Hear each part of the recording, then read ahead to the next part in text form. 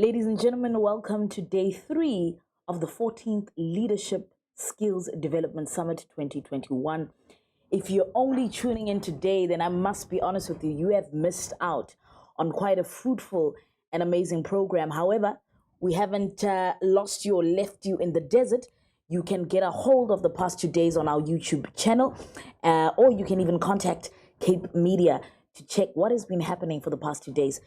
As we conclude this day, we'll be talking about population increase. What are the skills that the youth need, particularly for the future in the agricultural sector, also in the mining sector, and so forth.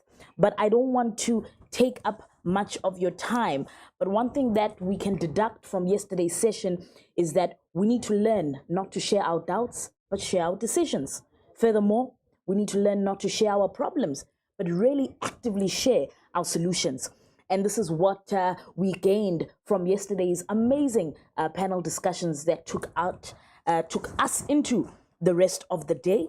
I won't waste any more time because we'll be load shedded in the afternoon. So we've got a tight program to make sure that we flow into the day and we get everything done. Please don't forget to hashtag Skills Summit at 2021.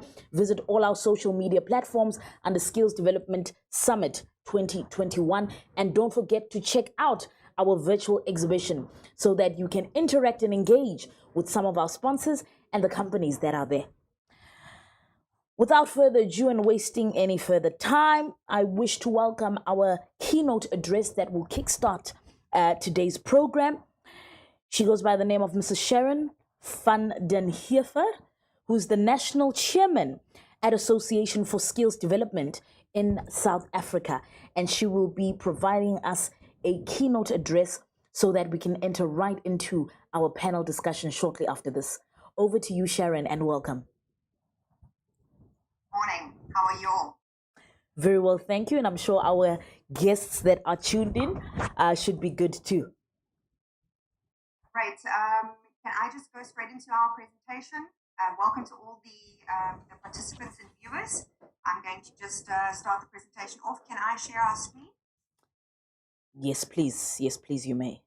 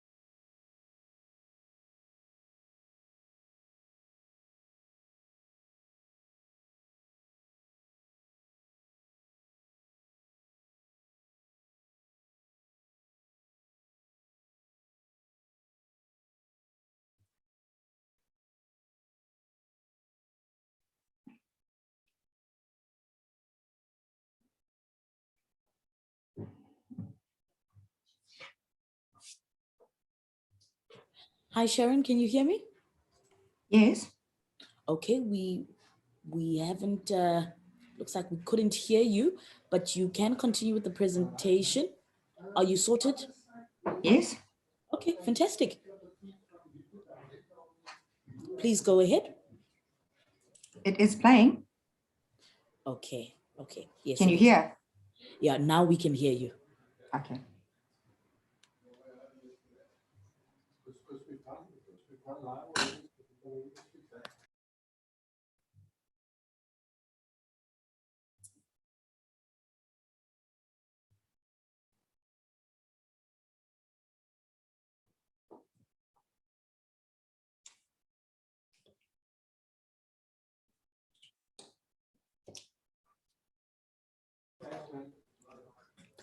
Sorry, Sharon, to interrupt. I just want to find out, is the presentation audio?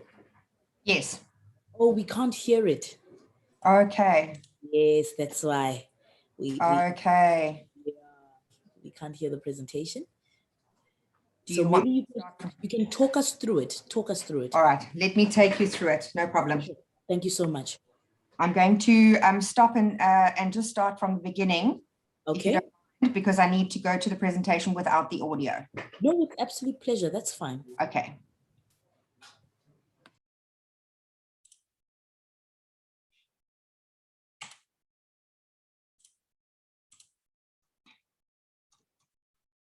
Okay.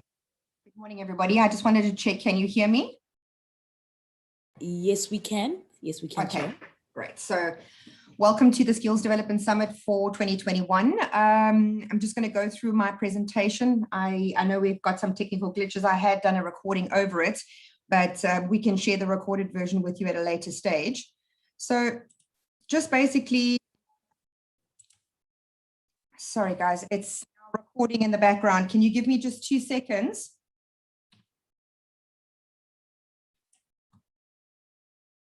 No problem, Sharon. No, that's fine.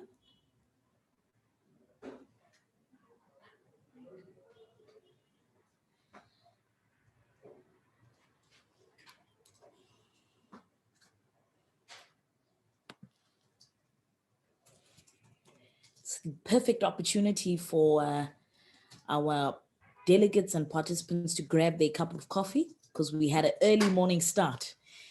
So, Yeah, just give me 2 minutes. I just need to remove the recordings because it's playing in the background while I'm talking now. oh, no, that's fine, Sharon. No problem.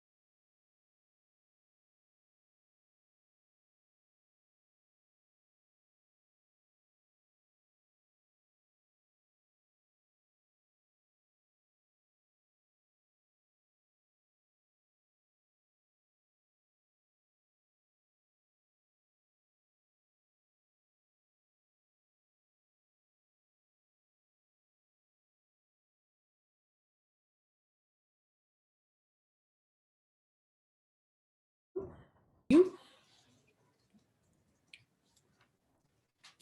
Hi, Sharon. Are you ready? Hi, Sharon. Are you ready?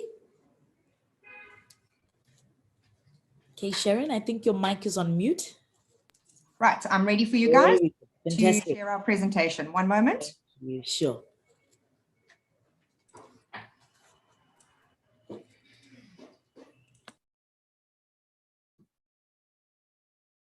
Can you just tell me if it is in presentation view at the moment? Absolutely, it is. You can just put on the slideshow. Perfect. Thank you. Sure. Great. So welcome to the ASDSA's presentation for this year's Skills Development Summit of 2021. And basically, let's just take you through what the ASDSA is all about and where we land from a skills development perspective. So just introducing ourselves. So I feel that this caption is very important. The capacity to learn is a gift. The ability to learn is a skill. and the willingness to learn is a choice. So I think that is very, very apt in the skills development landscape. So let's talk a little bit about the relevant legislation and role players. The relevant legislation and role players are the Skills Development Act, Skills Development Levies Act, the SAQA Act, Companies Act, Employment Equities Act, and the National Qualifications Act. And the various role players, as you can see on the right-hand side, is SAQA, the CETAs, the QCTO, the Department of Labor, and SARS, just to name a few. The National Qualifications Framework is underpinned by an act, and there are 10 level descriptors or 10 levels on this National Qualifications Framework. And we deal with those 10 level descriptors when we are speaking about skills development. The objective of this National Qualifications Framework is that we've got an integrated national framework, that it is accessible, mobile, and progressive, that it ensures quality, and also addresses the redress of the past.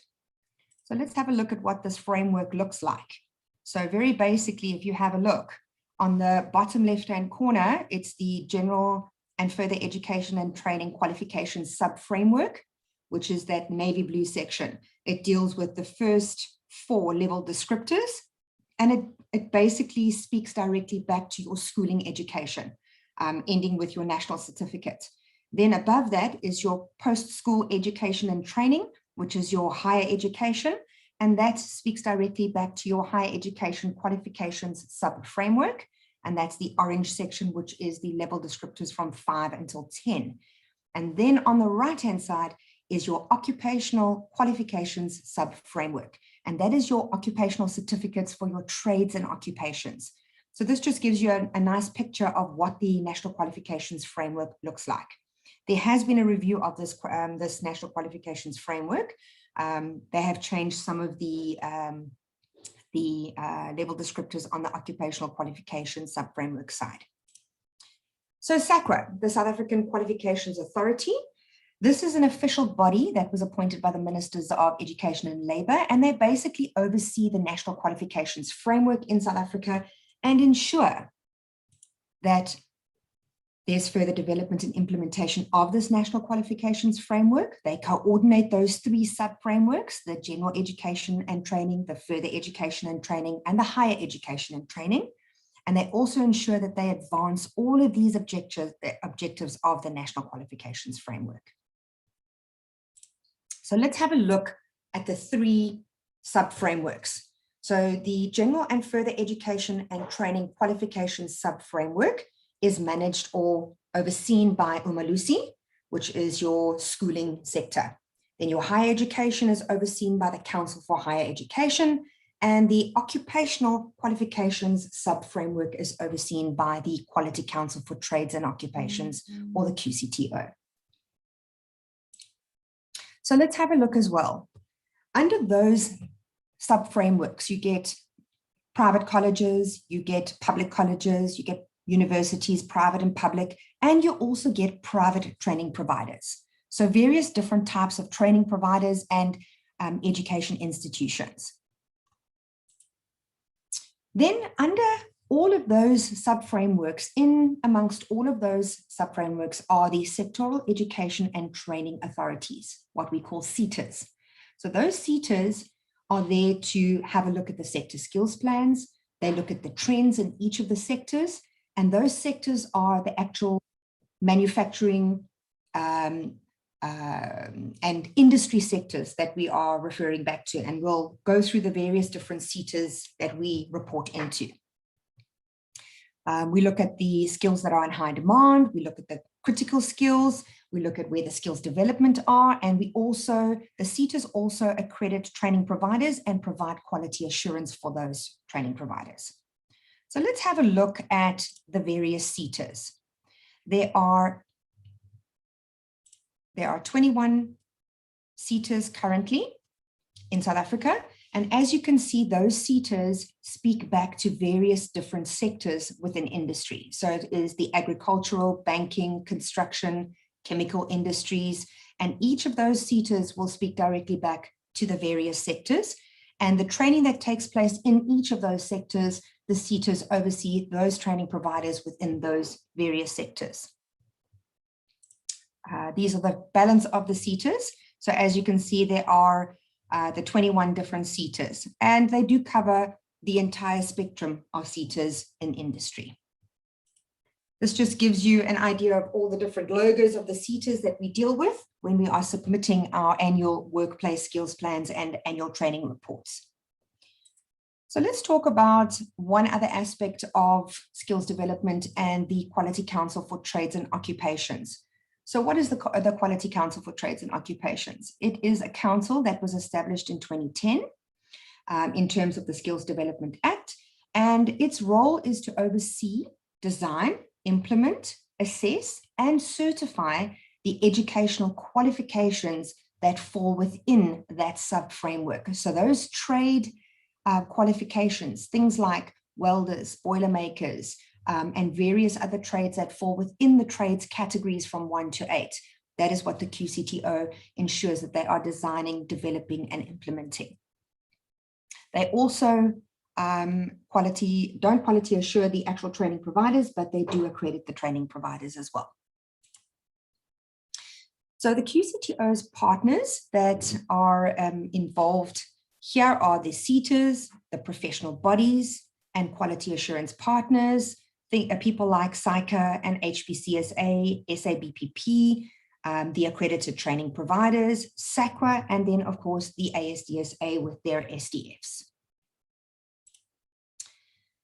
The Quality Council for Trades and Occupations oversee those new occupational qualifications. And just to break it down into a little bit further explanation, SAQA, which is the South African Qualifications Authority, hold the legacy qualifications, which are the qualifications that are currently being trained. Those qualifications are being converted. Some of them are being converted into occupational qualifications. And as those conversions happen, they are moving from legacy qualifications over into occupational qualifications. And that is where they are moving from. They're still registered on SAQA, but the QCTO is developing those new occupational qualifications, and the dynamic of those qualifications are changing from a predominantly theoretically based qualification under the legacy qualifications at SAQA to a more practically based qualification under the QCTO's occupational qualifications. So let's talk a little bit about who we are from an ASDSA perspective. So the ASDSA was established in 2001. We're a registered SAQA professional body, and we have 3 professional designations for our skills development practitioners, namely the skills development technician, practitioner, and master. So we are recognized and respected in the skills development profession. We also upskill various different skills development facilitators that are not professionally designated. We run various different skills programs, and we also ensure that we are looking at best practices in the industry. We look at continued professional development. We're looking at models of recognition of prior learning, and we run many workshops in the industry to upskill and ensure that we are developing our professionals in the industry. So our starting point. Initially, our starting point was to look at the transformation in South Africa, recognize the transformation and skills development that are critical in South Africa. And these were the driving forces in providing that starting point for us. And they also guide our efforts and energies to ensure that we are achieving the goals that we need to achieve from an ASDSA perspective. So the practitioners that we represent, they are a diverse group of people. So the skills development practitioner is not just a skills development practitioner that submits a workplace skills plan or an annual training report. They influence a much wider group. So they can be learning and development managers, HR managers, facilitators, assessors, moderators, organizational role players, business owners, decision makers, business entities. So there are a number of different role players that are integral in the skills development landscape and that deal with the skills development practitioners. So what is a SDP or an SDF? So a skills development professional or a skills development facilitator is somebody that coordinates the interventions, the training interventions, the learning development programs, and reports back on these for companies and organizations through the SETA's annual workplace skills plans and annual training reports that they submit. They apply for mandatory grants that the employers pay through their skills development levies on a daily basis, on a monthly basis, and they can also apply for discretionary grants. So some of the other programs that can be applied for, that skills development facilitators and practitioners are sometimes involved with, are learnerships, short skills programs, bursary programs, apprenticeship programs, and these programs are aligned for employed learners, unemployed learners, and the upskilling of the workforce in general. A lot of these programs are funded through employers, but a lot of them are also funded through the SETAs and through the various different programs that are applied for, like the learnership programs and short skills programs that skills development levies pay for. So what do we focus on? We focus on influencing this systemic improvement and the skills development landscape as a whole, enhancing professional expertise and upskilling of people within the industry, and developing an understanding of these long-term trends. How can we improve ourselves on a constant basis? Our core values are that we believe that everyone has the right to quality education, training and development, and this is definitely the answer to South Africa's economic freedom. We believe that there are endless opportunities and a right and a wrong way to do this. We believe in ethical behavior and quality skills development and quality training. We think that quality training is very important, ensuring that you are training from an accredited training provider perspective, that we are ensuring that the programs that are delivered are quality programs as well, and that the learner at the end of the day is the person that we are taking care of. We need to set the industry standards. We believe in everything that we do, and we always try to challenge the status quo. We are the voice of the SDF. So just going into our designations that we have, to mention those 3 designations that are registered on the SAQA, it's 493 for the technician, 494 for the practitioner, and 770 for the master. Please feel free to go and navigate the SAQA website to go and have a look at those professional designations. And should you be interested in getting a professional designation, you would be signing up with ASDSA as a member, and there are some assessment criteria that you would need to meet, and underlying qualifications and various experience in the industry that you would need to meet for each of those designation titles or professional designations that you would like to get. And again, just looking at how we can influence systemic improvement, making sure that we also provide guidance from a skills development practitioner perspective. We like to achieve excellence. We are always looking at how we can influence systemic improvement, engaging with regulatory and legislative frameworks. And we also look at the post-school education and training system.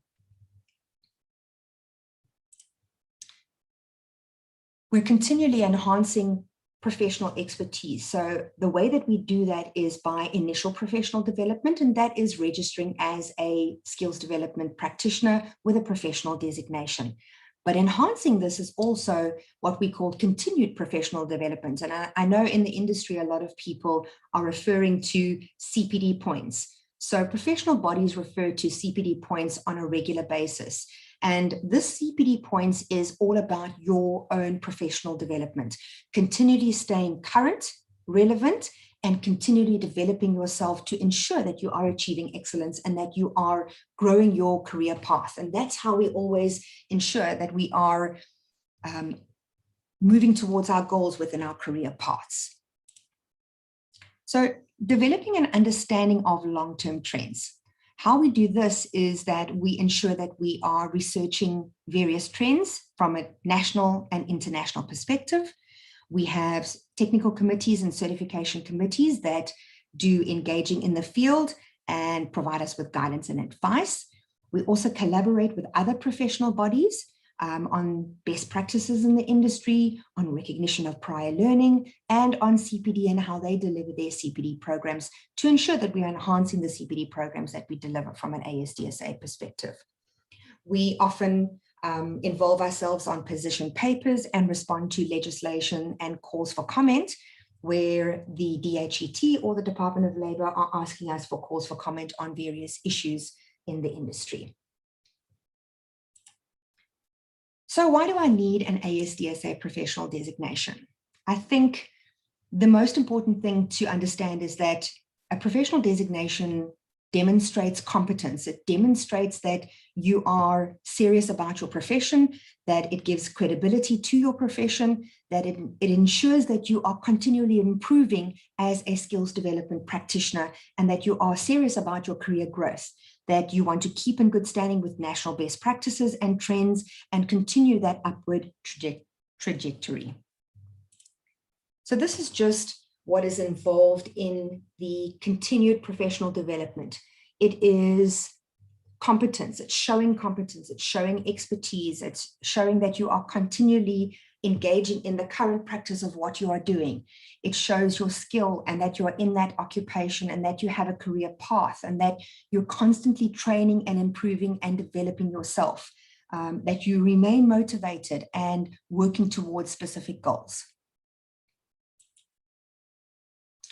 The benefits of CPD, again, keeping your competencies current, showing the evidence that the practitioner, the skills development practitioner, has a commitment to their own development, shows evidence to our organization that there is that commitment to professionalism, and the practitioner is able to monitor, very importantly, monitor your progress and development based on the plan that you set out for yourself and the goals that you set for yourself to achieve over the plan that you had intended for yourself. So in short, what we are here to do is raise the bar in quality skills development. It's definitely in our hands. Many hands are better than one, and we like to work as an industry whole to ensure that we can raise the bar in skills development. The secret in education lies in respecting the student.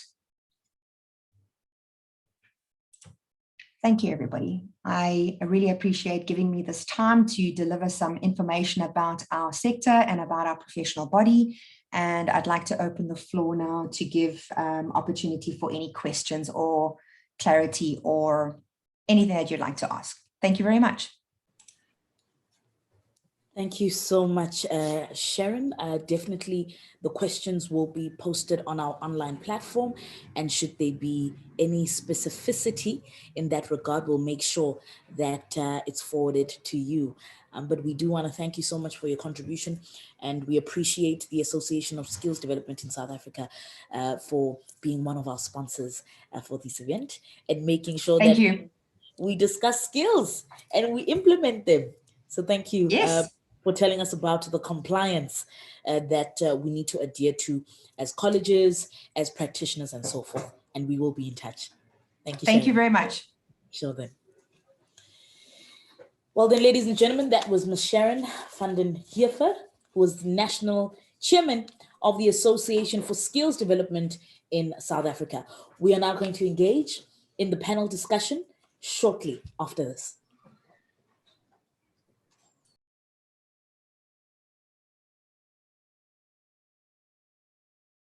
Finance Management Act or Municipal Finance Management Act.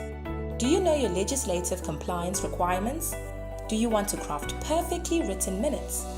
Mashobane Advisory Services, via its training company, Mashobane Training and Mentorship Academy, offers training in the areas of director induction, minute taking, governance, risk management, compliance, data protection and privacy over and above the Protection of Personal Information Act, as well as diversity and transformation. The training is provided by experts in the field and takes a practical approach which adds value to the participants. Contact us for tailor-made training services. An economy starved of skills will falter and fail. Thus, South Africa's first democratic government armed itself in the year 2000 with a powerful skills development framework founding several sector education and training authorities, or SETAs. The Finance and Accounting Service Sector Education and Training Authority, FASET, uplifts the skills that are the lifeblood of the economy.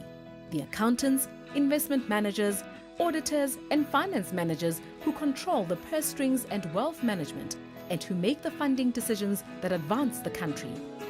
FASET seeks to achieve world-class finance and accountancy skills and to increase the flow of new entrants into employment. To deliver on its mandate while remaining effective and relevant, FASET developed #LastingLegacy, a finely focused approach emanating from its original mandate. The strategy hinges on two pillars: facilitating placement of learners into employment through learnerships and internships, and academic support for learners to complete their degrees or professional designations. FASET's discretionary funding supports African Black people in all provinces and coloured people in the Western and Northern Cape. FASET has long been acknowledged as a front-runner and pace-setter among SETAs. It has a proud record of putting its money where the effects are most dramatic and far-reaching. Its learnerships place selected candidates with employers in the sector for programs that benefit both parties. Naturally, no organization achieves great things on its own. FASET's accomplishments were built on strong and mutually beneficial partnerships with learners, employers, professional bodies, and accredited training providers. And through the inspirational experiences of its alumni, FASET promotes its sector as the career choice for the youth. The FASET alumni drive home the message by sharing their career development stories in schools and communities countrywide. The lasting legacy of FASET's work is not conveyed by the RAND, beneficiary and volunteer numbers, however impressive these are. It is found in people such as Kumujo Pesha, who was offered an experiential learning opportunity at FASET and is now a quality assurance administrator at the SETA. It is in Stuart Smith, the youngest person in South Africa to become a business accountant in practice, who is also a tax practitioner and owner of his own venture capital firm. In Boifang Tsweniagai, a marketing intern at KPMG, following completion of the TVET Work-Based Experience program, and Ongem Kizwana, a risk administrator at KPMG, all of whom have benefited from structured on-the-job experience. These youngsters embody the spirit of South Africa, its greatness and its promise, and FASET is proud to have walked with them on the first leg of their exciting journey. People such as these, with competence, confidence, talent and determination, are the most important returns on investment for FASET. People who will give a good account of themselves on any stage and will do the country proud. They are FASET's lasting legacy.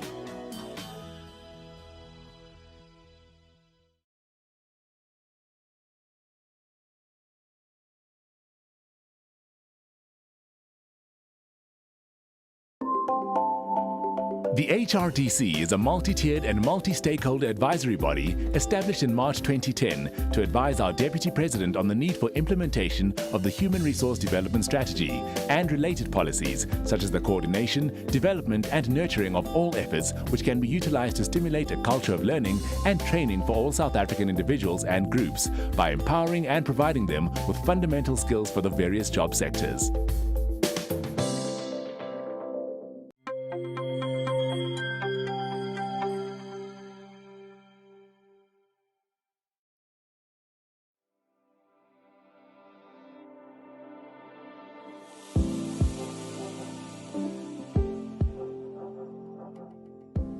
Hi, my name is Renee Lelaka. I'm co-founder of Shared Glory.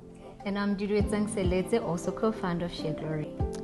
This is our marula oil range, which consists of 100% luxury marula oil, facial cleanser, and a facial cream.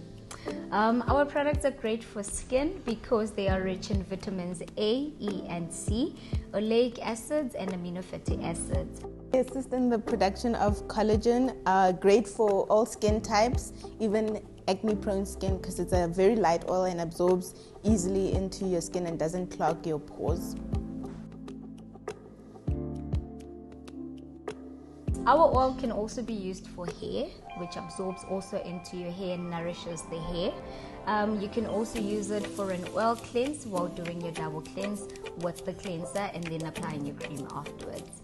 And also as a makeup remover, which is great. So yeah, and to find our products, you can go on www.shareglory.com, on Instagram at ShareGlory, as well as on Facebook at ShareGlorySA. Inquiries at info@shareglory.com. ShareGlory, bring out the glow in you.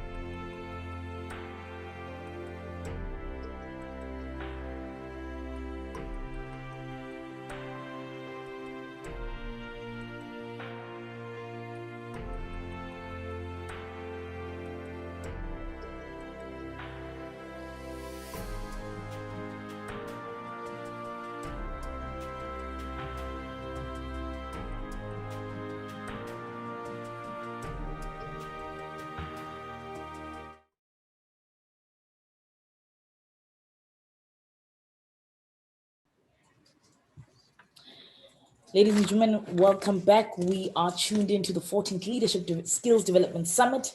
Thank you so much for joining us on the final day. As I promised, it's going to be jam-packed with amazing content for different industries. We're about to embark on a panel discussion, and our theme is as follows. As populations increase, it is important that youth of today and tomorrow own the skills they need to build a competitive and resilient agricultural sector. So we are talking agricultural sector, food security, food sovereignty. How do we ensure that there's an equilibrium between food productivity and consumption as well? And I look forward to engaging in this discussion because this is one of the most lucrative industries in the world, in the country, in the continent, and it has the highest GDP contribution.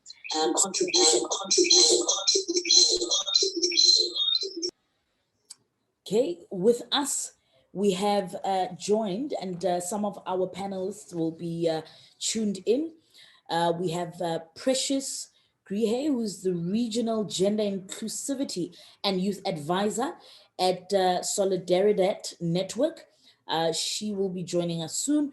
We have Nontokozo Ngobo, Nontekozo. I hope I said it properly, but it looks like it's spelled differently. So I'll go with Ntokozo Ngobo, who's the manager at Midlands Entrepreneurship Center. We also have Dr. Michael Charles, who's the head of Southern Africa Cluster, IFRC, Southern Africa. We have Wandile Slobo, who's the chief economist at Agricultural Business Chamber of South Africa, which is known as AgriBiz. We also have Wynand Esbach, who's the Chief Operating Officer at Agri Colleges International. So since we have Wynand and Mangobo here, I think Wynand will start with you and we can kickstart our panel discussion. Welcome to both of you. Morning, Tabang. Thank you very much. Thanks for having us. Thank you. Thank you very much. So Wynand, perhaps you just introduce yourself and also your organization, as well as one or two sentiments about the agricultural sector, particularly where youth participation is concerned. Yeah, well, thanks, Tabang. So like Tabang said, I'm Wynand Esbach. I'm the Chief Operating Officer at Agri Colleges International. We are essentially an online educational institution operating in the agricultural field. And for those of you that have come across us previously, we have been going since 2016 when the company was established. And our main drive is to make agriculture cool. And we have been quite successful in what traditionally everyone said to us, there's no way that you can teach agriculture in an online environment. I think if COVID the pandemic taught us one thing, is that you can do anything in the online environment. We've been doing it since early 2018, where we're presenting very practical elements in an online environment in a blended model, and very successfully so, with over 1,000 students at the moment, students and alumni from 30 different countries across the world. And what's nice about it is the reach that we've had into rural areas, where people just literally need a mobile device and access to a connection, an internet connection, and they can download and they can study. So we've brought the opportunity to the youth, and we are firm believers that by educating the youth of tomorrow, but also the people already in the industry, we can have huge impact on becoming self-sustainable in communities and having a great reach into what traditionally is seen as rural areas, where we want to have that impact. Thank you so much, Avena. We look forward to engaging further on some of the points that you have mentioned. Mangobo, Dogozo? Yes, Tabang, hi. I'm not sure if you can hear me. Yes, we can. Yes, thank you so much, colleagues. And my name is Nontokozo Ngobo from the Durban University of Technology Center for Innovation and Entrepreneurship, based in the Midlands campus. Just to give a short brief on what we do as the center, we offer both the theoretical and practical, technical, entrepreneurial support, learning, and other activities, including exchange programs, to our students and alumni, and also local communities.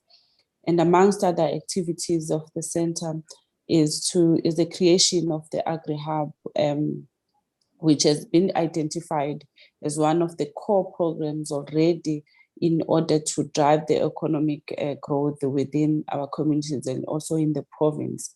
The establishment of this hub, of the Agri Hub, came in when, provide the service to the students, the entrepreneurship support, the mentorship. But we realize that when it comes to particularly to the Agri Hub space, the students are passionate about agri, but the technical know-how of the agri sector, it's not there, in as much as our students are exposed, because the majority of our students, especially in the province of KwaZulu-Natal or in South Africa, are somehow exposed to the agri the way our parents are doing it. But turning that exposure into business is the one that's been lacking.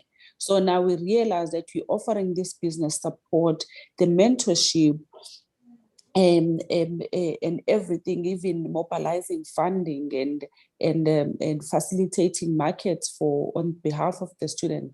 We realize that if we don't balance a polishing of the skill and the management of the business itself, that business won't be sustainable.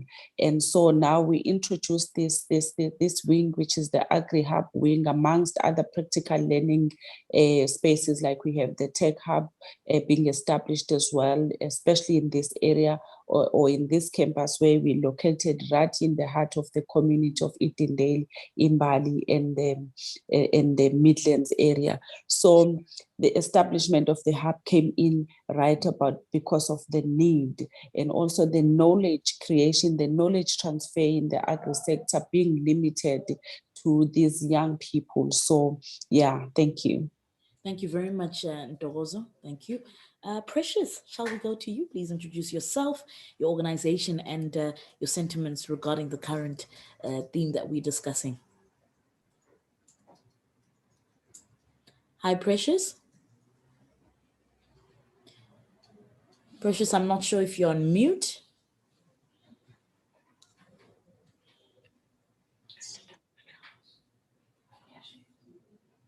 Hi, Precious, can you hear me?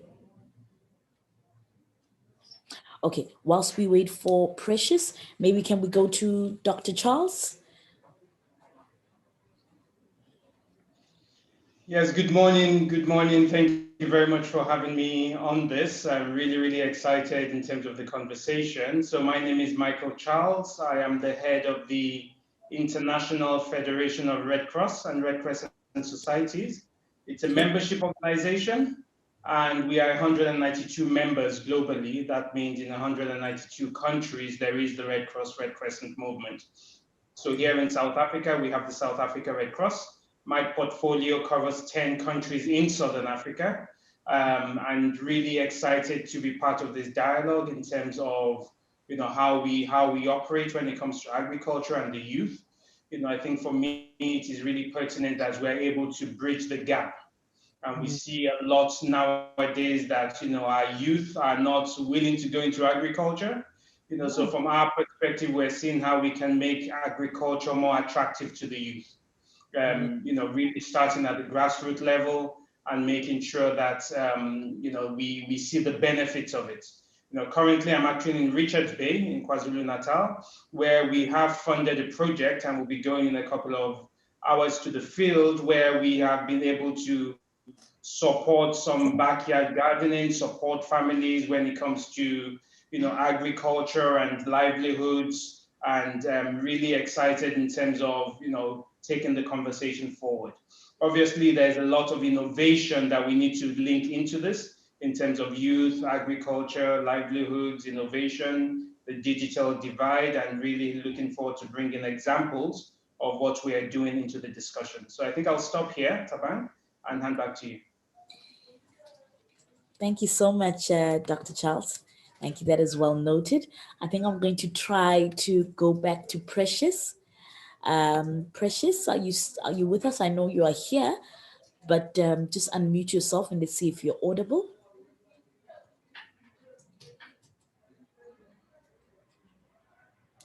Okay. I think there's still a technical challenge there with Precious. So what I would advise then, Precious, is that just log off and try log back in with the same link. Okay, thank you so much to our panel for joining us. I think perhaps let me start with Vaynand, just on asking about some of the aspects of agriculture, which Dr. Charles has briefly touched on. How is your institution or your college incorporating more young people into the agricultural sector? I mean, never mind with the fact that we want to make it fashionable and we want them to participate, but is there an appetite? So just take me through some of your initiatives on how the institution has incorporated more youth into agriculture. Yeah, thanks, Tabang. I relate completely to what Dr. Charles said, and I think the key here is that very quickly our youth have developed into this, almost going to call it an army. They've developed into an army of people that know what they want. They are very sure about themselves. They're very sure about their futures. And one of the things that they take a lot of pride in is their ability to look after themselves. It's a great aspect that has developed out of this generation of people that we all like to refer to as Generation X and Generation Y and ABC and whatever we want to call them, but they are actually the generation restoration. We often refer to them as generation restoration. They're taking matters and they're running with it, and they growing their own food to a very large extent. And it's unbelievable the inquiries we're getting from schools to come and address their grade 10s, 11s, 12s on the future of agriculture and how they can get involved in agriculture. What we have seen is that the whole land aspect can be kept out of it. We don't need to go there. That we will leave to whoever needs to deal with that. But the youth out there are so interested in growing their own food and being successful at that and looking after their communities and standing out in their communities.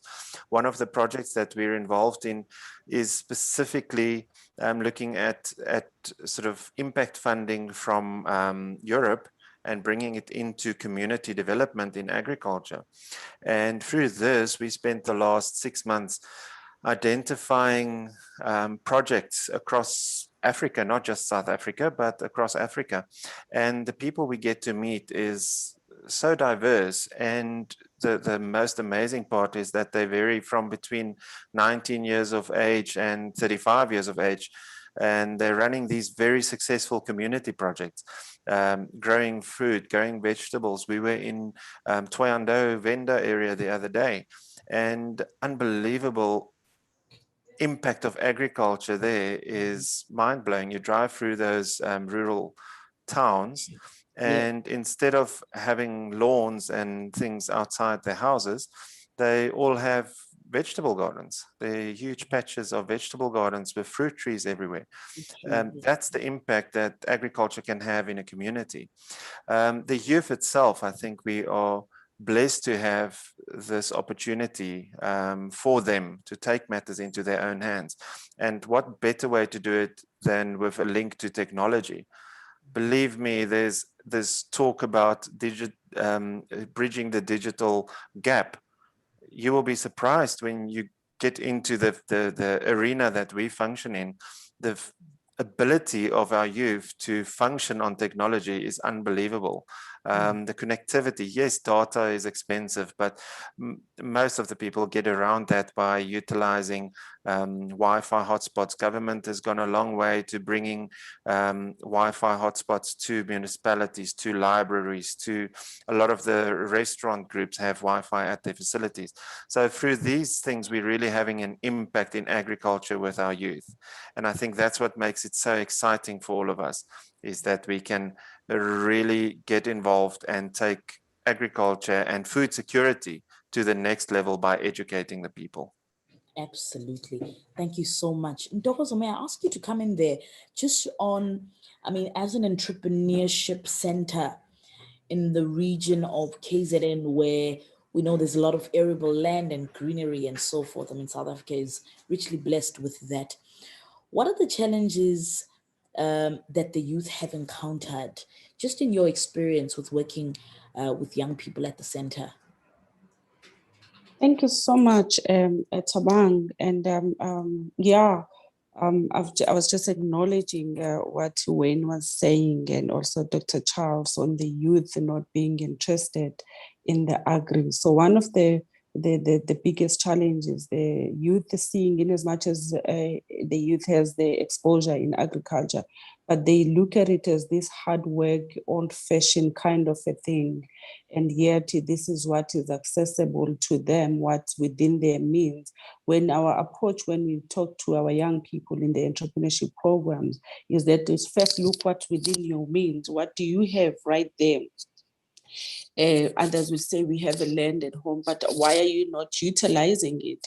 So it's more or less the same challenge of the agriculture being disregarded by young people. But our modern now, our approach to it was that let's introduce the modern agriculture, because they do want to produce their food. They do want to save money. They do want to make money, but they want this thing appealing to them. So we said, let's introduce the modern agriculture, which is something that involves a little bit of technology, something more neater, something that has a less stress on land and its maintenance, and yet having high yield production outputs. So we started with the project of setting up the tunnels, setting up the nursery, just to encourage the youth to see this thing appealing. And from that approach, now with the hub that we have as a university, where student comes and be part of it and seeing other young people, it looks fashionable to them now. Now that we have this setup, which is much more cleaner and it's producing and it's giving money, they can calculate, because the young people are very calculative. They can calculate, when we talk numbers, that, this tunnel is going to produce so much and we're harvesting so much a week or so much a month. They get attracted and they want to hear more. So that's the approach that we started, and we encourage them that, you are coming with me to the market to negotiate with the market. I took them to one of the local supermarkets by here. And we got the deal right there and there. Our young people like money. This thing is easy. So the presentation, I think, as institutions, we do need to look at the presentation and how we navigate, because especially dealing with young people with so much exposure through the internet and seeing so much. But if they see this thing looking attractive to them, it makes things much a bit easier. But one of the disadvantages with our precision agriculture, precision agriculture or modern agriculture is the high startup cost, which it has, and a little bit of high maintenance cost of equipment, like to set up a tunnel, a 10 by 30 tunnel. It's not like just planting on the field, the undercover farming. It's slightly expensive to set it up. But once you address those challenges, it becomes a little bit much easier for the young people. So some of our services include, apart from the just to make it appealing to them, apart from the crop farming, we have incorporated the agro-processing, where they are indoor. We have this machinery and they are processing, they process foods, they're processing vegetables, they can make their own yogurt, they can make their own mass. So such, especially for the young people, it seemed to be working for us. Thank you. Thank you so much. I mean, for me, that's self-sufficiency right there. Let's forget about teaching young people to be independent. Independence is like, the right to self-determination. It's when you have sovereignty like a state and you say, I don't want anybody to interfere in my affairs or anything that can challenge my statehood. But self-sufficiency is when you say, I can and I'm willing to stand on my own, however, not without the help of others. And I think that's what we need to teach youth to become. And just on that note, Dr. Charles, maybe you can come in there. Indeed, how do we bridge the gap? How do we ensure that young people are not wanting to have farms because it looks good on your property portfolio that you have a farm, but how can young people engage more in cooperatives, in coming together? If you supply bananas and oranges and another herbs, but we still have one farm together servicing the entire community, I think there's bigger opportunity there than when you are isolated. So you spoke about bridging the gap in your introduction. How can we do that better?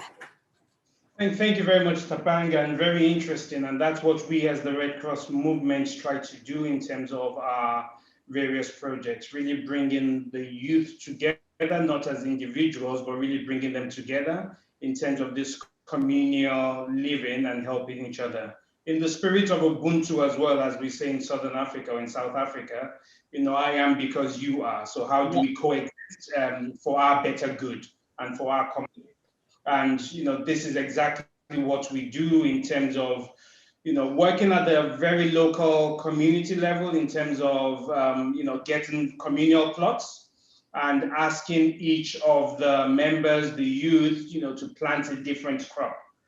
So that at the end of the day, when we're harvesting, not only can we collectively feed ourselves, but we can also have enough to sell.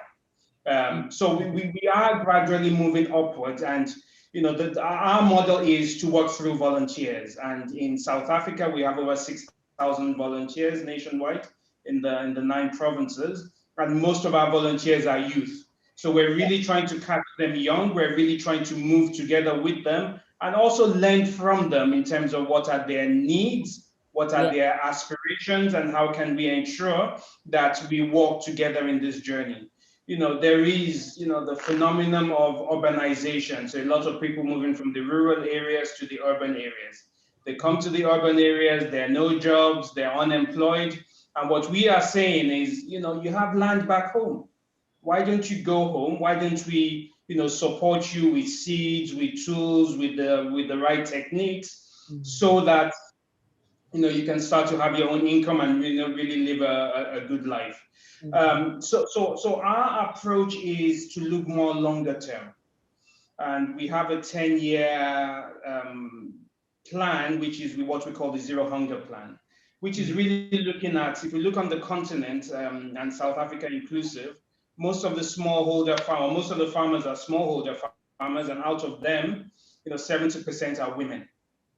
So we're really trying to encourage to see how best we support them in terms of giving them the inputs, giving them the technical know-how, linking them up with the digital divide, so that they can produce, not only to produce for their consumption, as I said, but to produce for them to sell. So this has a phenomenal ripple effect, because we see that from experience, if they're able to produce, they have enough income, then they'll have more say at home. And I'm talking about women. They'll have more empowerment to say and decide in terms of how they want to do and what they want to do. They'll have enough resources to be able to send the boy child, but also the girl child to school. And hopefully, in the next 5-10 years, if we continue to do this consistently, we will see that, issues around gender-based violence hopefully will reduce, because we're continuing to empower the women. So our focus is really on women, but also the youth. So really trying to combine both in a way whereby we will see results. But, this has to be done to scale, obviously. And, we're really looking at that partnerships, to see how we can do it. I can give examples of in Lesotho and in Swaziland, where we have seen this, and we followed, some of the community members, some of the youth, and through their efforts, they've been able to go to university. So we've really been following them for the past 10 years, especially those that were born with HIV/AIDS or live with HIV/AIDS. We've been supporting them, and we're really been able to see the impact that we've made. So I think it's about consistency. It's about partnerships. It's about really looking at the long-term horizon, and it's about how do we come together as a community, as a nation, to help each other in the spirit of Ubuntu. Absolutely. Thank you so much, Dr. Charles. Ladies and gentlemen, we've got 7 minutes left, and in the 7 minutes, I'm going to ask you a question, and as you answer your question, please incorporate your closing remarks there. My question is, how, or rather, what does resilience mean in the agricultural sector? If, there's famine, or if there are locusts, just like what we've seen in, I think it was Kenya or Ghana most recently, and, seasonally and ecologically, it's harvest time, but there is no harvest because this could be drought, there could be, natural causes and so forth. As a young person in the agricultural sector, or as a young farmer, or even a farmer in general, what does resilience practically look like? And what does it mean for somebody who is listening out there? So I think I'm going to start with you, Vaynant. Please answer the question and incorporate your closing remarks, and then I'll follow through with the others. Well, thanks. Yeah, I think resilience in all respects are defined to a large extent by your ability to recover from setbacks, from disasters. And I mean, we've had many of these over the last year, but we've also had many of these over the last decades. And the ability of our youth, like I mentioned earlier, the generation restoration, if they can get up and put their hand up and say, here's an opportunity, this is agriculture, this is what agriculture can do for us and our communities. It links into a very large extent to what Dr. Charles and Ntokozo was talking about earlier. It's the ability to collaborate and to work together and create a community. And when we talk of a community, we're not talking about people living in the same area as necessarily a community. We're talking in this as a business, an agribusiness, where there's a joint hub. And that's one of the sort of things we regularly encourage, is to create a central hub where people can get training where they can have a central tractor servicing the whole community, fertilizer depot where they can bring their product for export even, and having this hub as the center of this community. And the ancillary business that's created by all of this, you're looking at human resource specialists, financial experts, all the things that are linked to business. There are so many opportunities created by agriculture in various aspects of everyday life. And I think that's where the great opportunity lies, is to take hands, to work together, and to make it such a cool environment for our youth to collaborate in with each other and to work together, and giving them that bargaining power where you've got this group of people that has product, and not just one with a few cabbages. All of a sudden they have the bargaining power to go to the markets and say, no, but we insist on having better prices because our products are X, Y, and Z. And I think this is the whole opportunity for us. And then in closing, I would say education goes hand in hand with all of this. And if there are anyone out there that would like to learn more about agrocolleges and what we do and how we've impacted, please get in touch. We are looking for community projects and taking the hand with other institutions and organizations and walking this road together. We've come a long way in this journey, but there's so much more to be done. Thanks, Tabang. Thank you so much, Vaynant. Absolutely profound, and we will be sure to follow through with your institution as well. Thank you so much. Can we have Ntokozo Mangobo? Yes, Tabang. Thank you so much. Thank you so much, Tabang. I agree with Wayne when you're saying you create a bigger support, a bigger collaborate. I think for any business, not just for agriculture, collaborations are important, and not working in your silo, in your corner out there, but so that you're able to collectively foresee the upcoming challenges in the space that you are.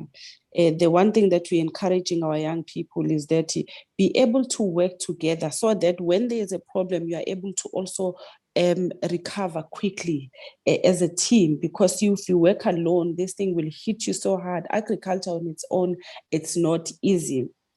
But if you join hands with the others, like understanding the value chain of agriculture and be able to identify the upcoming challenges for that particular year, you will be able to overcome quicker before a bigger loss. Losses everywhere, in every type of a business, but I think agricultural laws are even higher. So, but if you work as a team and also network and understand the value chain and connect yourself, incorporate yourself in that value chain, when a loss come or when disaster come, that's where you need your resilient cap.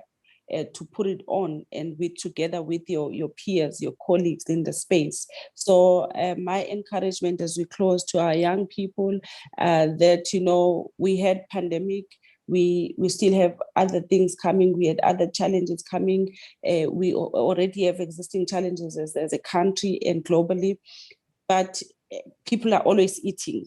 In as much we will forever be eating, let's look for this information. In as much we had pandemic last year, but we were eating. So the food is something that we can never go wrong with it. So let's try and get as much information. Let's be creative in the small spaces, whether you have big space or small space. These days you can work with whether small or big space, whatever that you have, whatever that is within your means, make use of it. Be creative, be innovative. Sure. Thank you, Tama. Thank you so much, Mangobo. You are right. We are forever eating. Yay! I think even in winter. Wow, guys! If it's not butternut soup, how nice would it be to take the butternut from your garden and just blend it and cook it? If it's not chickens, it's this and that. That's why I've been with the Skills Summit for, I think, the past 5 years, and some of you have noticed, the weight fluctuates in different seasons. In winter, I'm chubby. It's the food. We are always it's the agricultural sector. It's the Thank you so much. agricultural sector. Absolutely. Thank you, Dorozo. Let's have Precious. Precious, we're so sorry that we didn't hear from you. However, just give us your thoughts and just a synopsis on the topic, and we'll take that as your contribution. Hi, good morning, colleagues. I apologize with this load shedding. It's really affecting our communications, but I'm glad to be back on board. I'm sorry I missed part of whatever the discussions have been, and I take it this is the summary. From our side of Solidaridad, we work regionally in Southern Africa, targeting young people who are not really mainstreamed in agriculture, for example, schools that really don't focus on agriculture. Our role is to open their eyes, opportunities that exist within the sector. So we work also a lot with rural communities, rural families, because that's where most of the young people that are unemployed come from the ages of 15 to 24. And when you look at mainstream interventions, these young people are usually neglected. So we target them with education, with skills, with all these interventions that are available in the urban setting. We package it and we bring it to them so that they're not left behind in terms of what's out there. So in short, for me, I think the advice that I would like to, I think this is the time where we're wrapping up. For young people, I think you are the next generation farmers. I see a lot in the communities we work with. Farmers are either 40 and onwards. The youngest is maybe 35 or something like that. But usually, when we talk about a farmer, we are looking at 60 and above. And young people are not really interested in farming. I don't know why, but our role is to really open their eyes to say, these are the opportunities that are available. And we try to bring these opportunities to youth, because also there's a lot of unemployment going on now with the COVID situation. It's even exacerbated unemployment, not just in South Africa, but regionally. And agriculture, has the potential to contribute towards eradicating unemployment, not just within young people, but across the board, whether you're a woman or a man, or whatever sector you work in. And young people also have the capacity to change Africa. We produce to export our raw products. I'll just give an example with our Ghanaian youth, because we also have a project in Ghana focusing on cocoa. You will not believe that in Ghana they produce cocoa and they export it as is to the Netherlands, and they buy it back as chocolate and other products. And there are no processing companies in Ghana that do chocolate. Everything is monopolized, and I never understood this. Absolutely. And this is the picture we have in Africa in general, where we plant, we produce, we are rich, we have sun, we have land, but yet we produce our raw materials, we ship them overseas. They come back 10 times even more expensive than they should. And it drives prices up. Nowadays we talk about food insecurity. Africa should never be seen as a food insecure continent. The poverty we see 80% of poverty in Africa, and we don't, with all the land, with all the natural resources we have, you ask yourself why?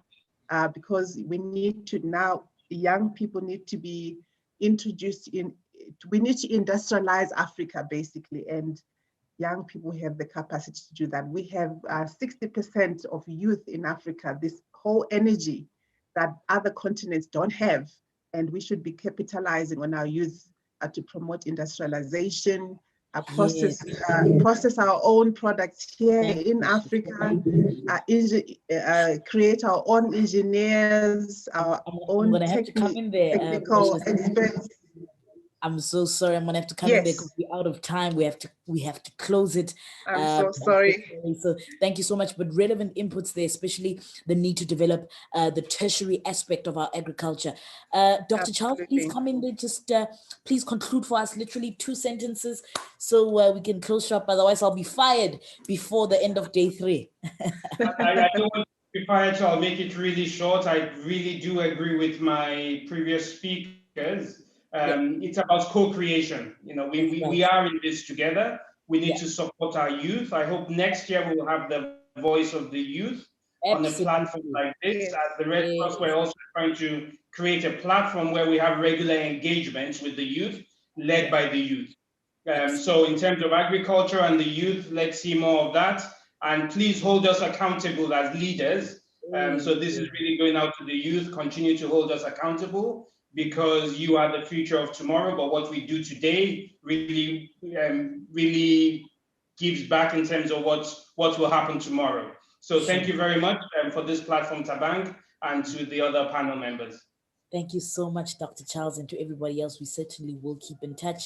Ladies and gentlemen, that was Dozo Ngobo from the Midlands Entrepreneurship Center, Dr. Charles, Head of Southern Africa Cluster, IFRC Southern Africa, which is part of the Red Cross. And we also had Mr. Wynand Esbach, Chief Operating Officer at Agri Colleges International. And concluding for us with the bang was Ms. Precious Grihe, Regional Gender Inclusivity and Youth Advisor at Solidaridad Network. Thank you so much to all our panels, and stay tuned for the next panel discussion.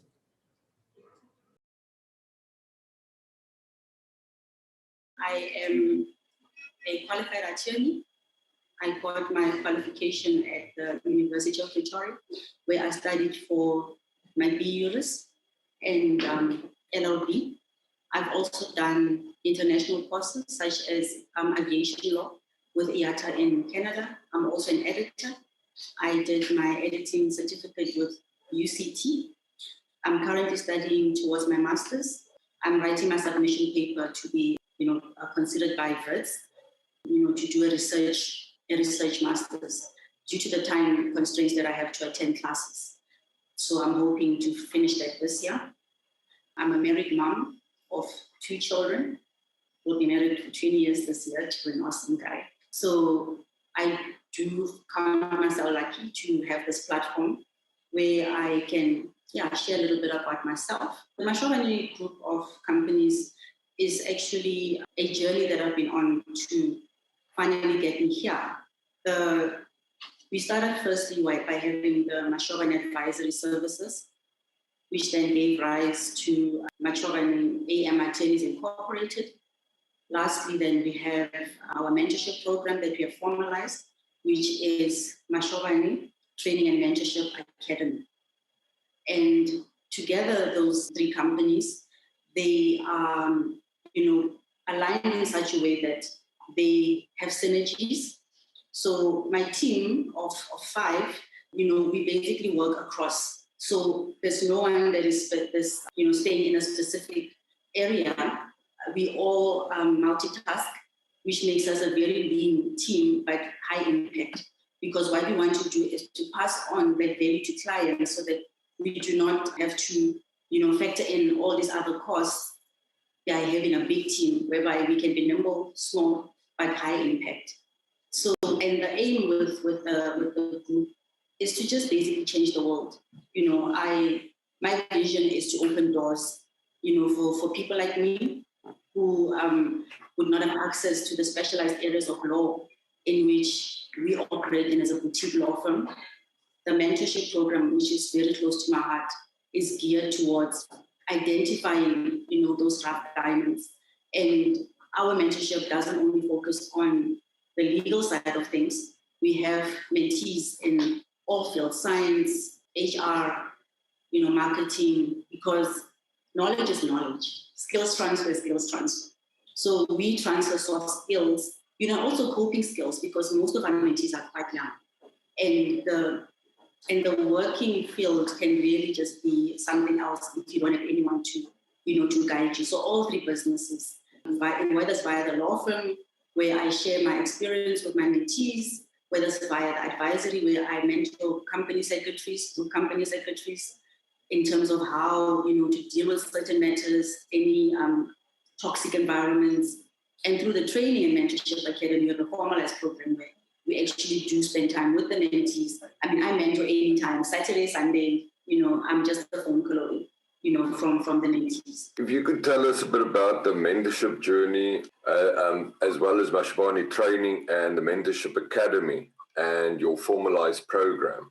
That is really a passion project of mine, whereby, I started this journey 6 years ago with only 2 mentees. I called them my firstborns.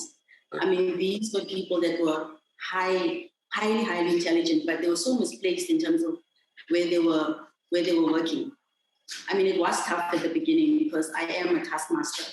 There was a few tears shed, but I'm proud to say that today, I mean, one is a company secretary for a JSE listed company, and the other one is a company secretary and a compliance officer who is finalizing her LLB studies.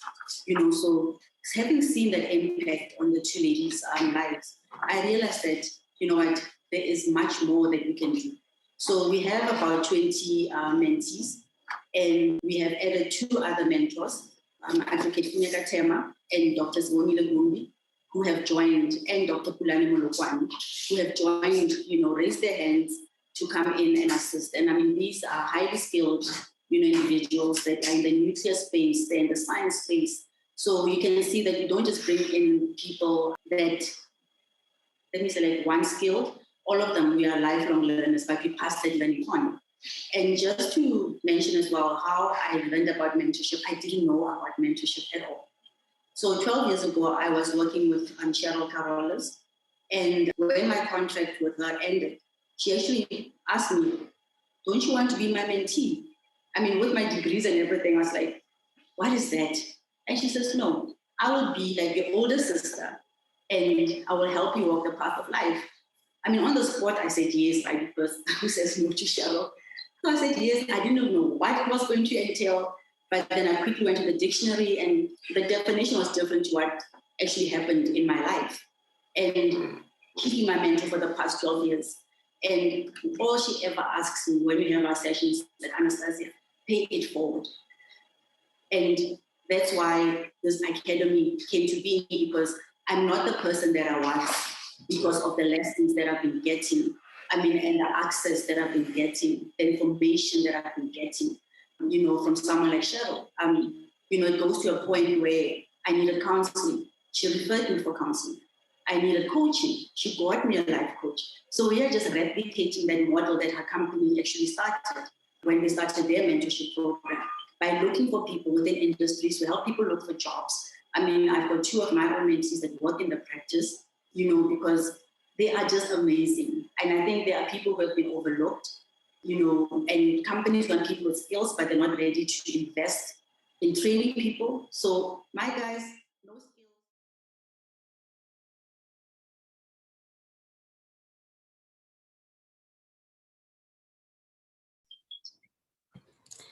Ladies and gentlemen, welcome back.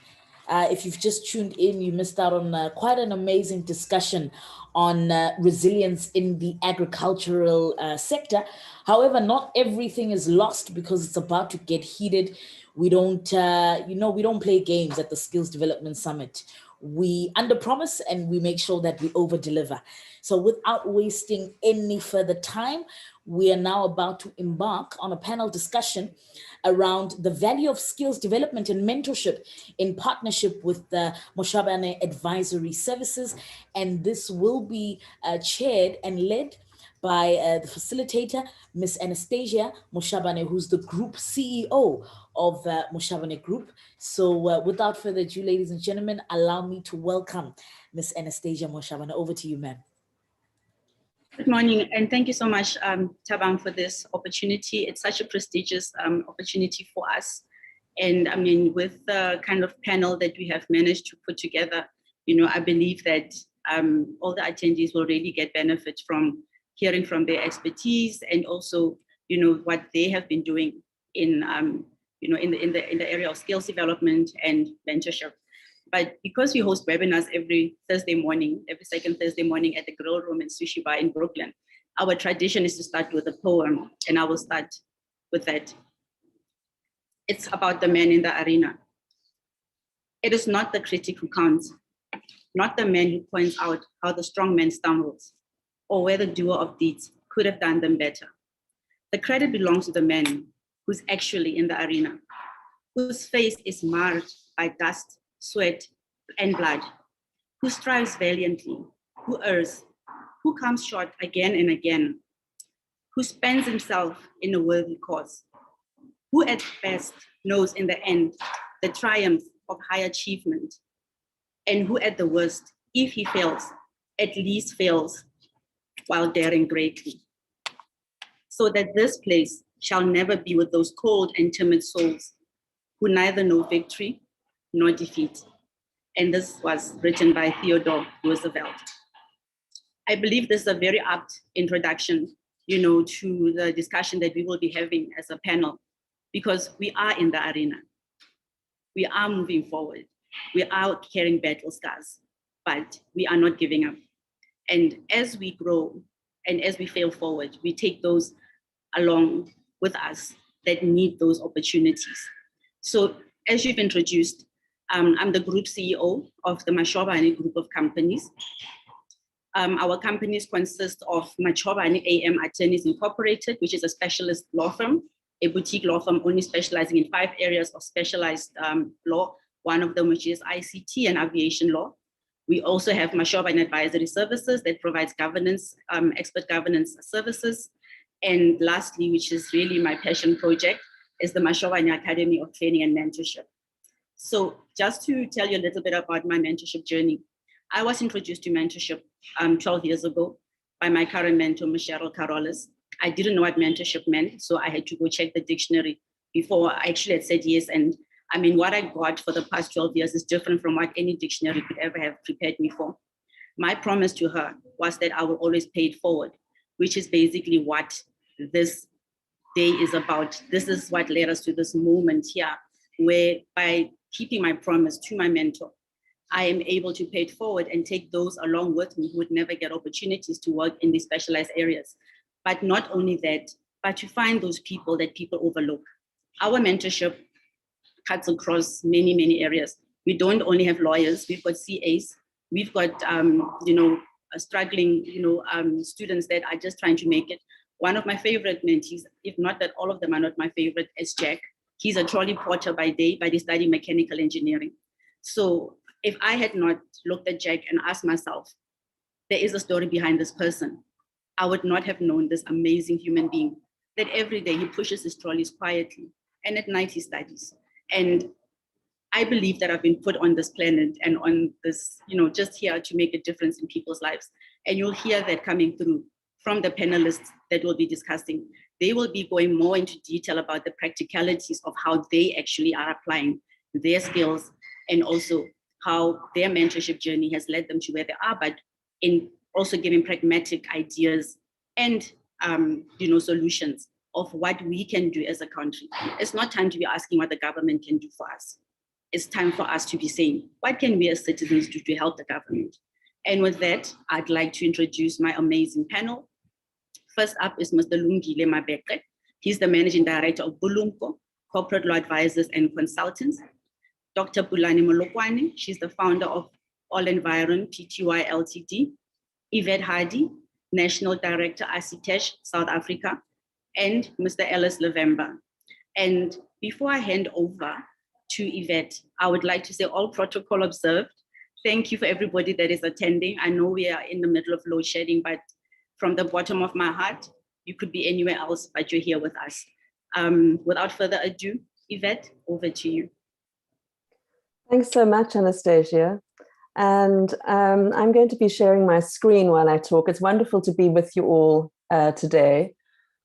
I'm Yvette. I am the director of ACITESH South Africa, and my particular focus is the arts, is the performing arts in particular.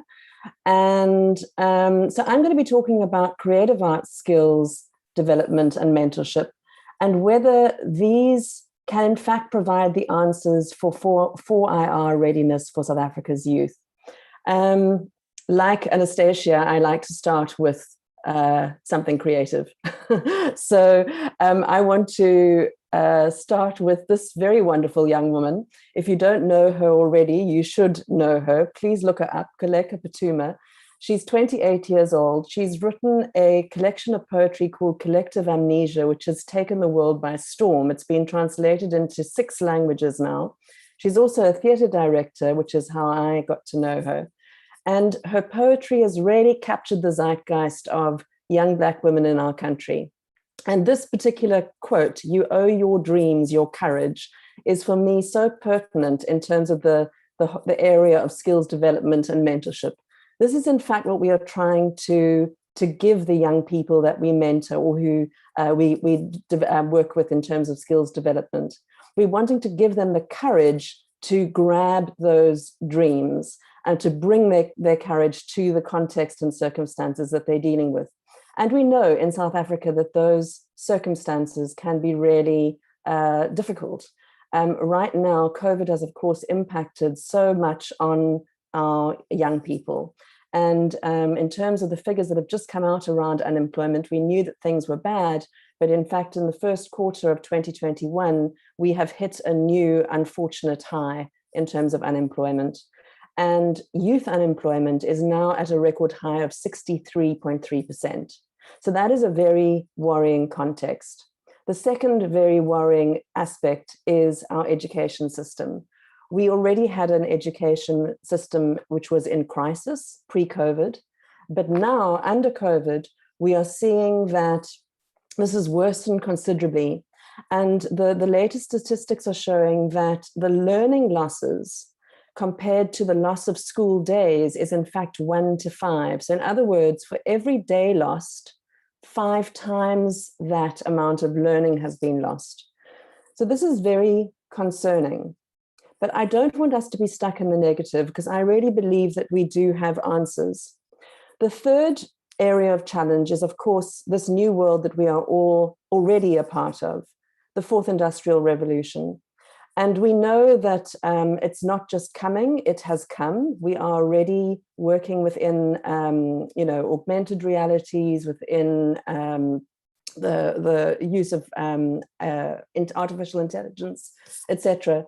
And our young people, in order to survive and in order to be adaptable within this new environment where the workplace is changing all the time, need to be properly equipped. So what can the arts do in this respect? It's very interesting that in the report that went to the president from the 4IR Commission, in fact, the arts were identified as being central. That in terms of human capital development, STEAMy, so STEAMy is science, technology, engineering, arts at the heart of it, mathematics, innovation, and entrepreneurship, were identified as the most important areas for education. And another very important area, which is stressed over and over again in that report, is that the creative sector needs to be engaged in order to integrate skills into education as proposed within the report. The other area which is highlighted is how we need rapid skills interventions across a number of different sectors, so across educators, trainers, users, in order to reach everybody. And in fact, one of the focuses in the 4IR Commission's report is on early learning, so very young children, but across the entire learning spectrum. So the arts have been identified as very important. Why is this the case? I think this next slide gives us an idea, because the top 10 skills, the critical skills for the 4IR economy are listed here: complex problem solving, critical thinking, creativity, people management, coordinating with others, emotional intelligence, judgment and decision making, service orientation, negotiation, cognitive flexibility. And in fact, these things are best developed through experiencing and practicing the arts. What teaches emotional intelligence better than engagement with the arts, where you are literally putting yourself into the shoes of someone else? What teaches creativity more than the creative arts? What teaches critical thinking more? So these skills are absolutely fundamental. Now, the creative sector is in fact a very vibrant part of our entire economic system. Pre-COVID, the creative economy was contributing 1.7% directly to South Africa's GDP. But when you look at the multiplier effects within the economy, in fact, we could say that it was 5.6% of GDP.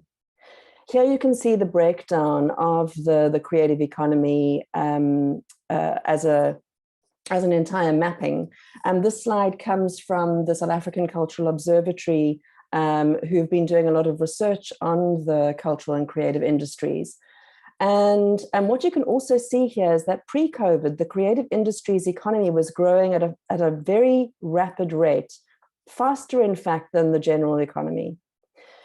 Of course, the creative economy has been very hard hit by COVID as well. We are one of the most vulnerable areas within the economy. But I believe by utilizing the strengths of the creative economy, the human capital that exists there, we have the potential to find the answers to both the education and unemployment crises. So in South Africa, we're very good at policies. In fact, we do have creative arts embedded into the educational policy, which is now called CAPS. You can see here, I'm not going to go into the detail, but creative arts is there across all 4 phases. It's compulsory for every child in South Africa to be receiving the creative arts up until the end of grade 9. And this curriculum has the capacity to address most, if not all, of those critical skills that I was mentioning earlier for 4IR.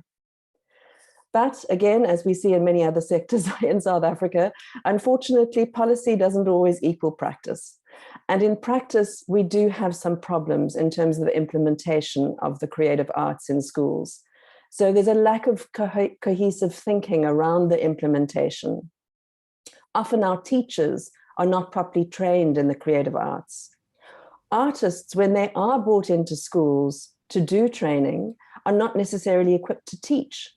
Or else they are only very specifically focused on their particular discipline, and they are not sure how to teach a generalist curriculum. And then there's insufficient time in the curriculum for creative arts. And often people are deprioritizing it because they see it as less important. They do not make this very key connection to the critical skills that our country so desperately needs right now. So what can we do about that? And what in fact is Assetej South Africa doing about that, the organization that I run? We look at skills development and mentoring as a synergistic leadership development. The two are absolutely codependent. On the one hand, we are mentoring artists in how to bring their creative arts as methodology for educational purposes. We are mentoring teachers in using the creative arts confidently. And through them, we are mentoring children and young people in developing their full potential as human beings. We are providing the skills for those things to happen. And in the process, what that does is it creates an enabling, non-judgmental environment for learning. It builds confidence and empowerment, and it supports resilience, and very importantly, combats dropout, which is one of our biggest problems in the schooling system. At least 40% of young people who start school, or children who start school, will not finish. So we've got to deal with that particular reality. Now, how do we do this practically in terms of programs? We have our Kickstarter Educational Empowerment Program, which basically pairs teachers with artists over a 2-year mentorship cycle, where the artists are working with the teachers in the classroom to make sure that creative arts is happening in the most productive way on the ground in schools. And this happens through direct skills development and through the indirect mentoring process. Then secondly, we have our after-school game changer program.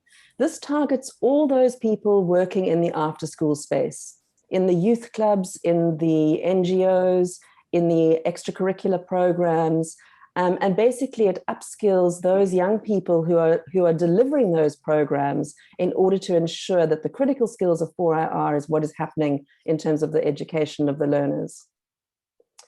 We also have a number of interventions which are about taking the arts into early year environments. And this is really important to stimulate our youngest minds, to make sure that we are developing critical and creative thinking from that very young age.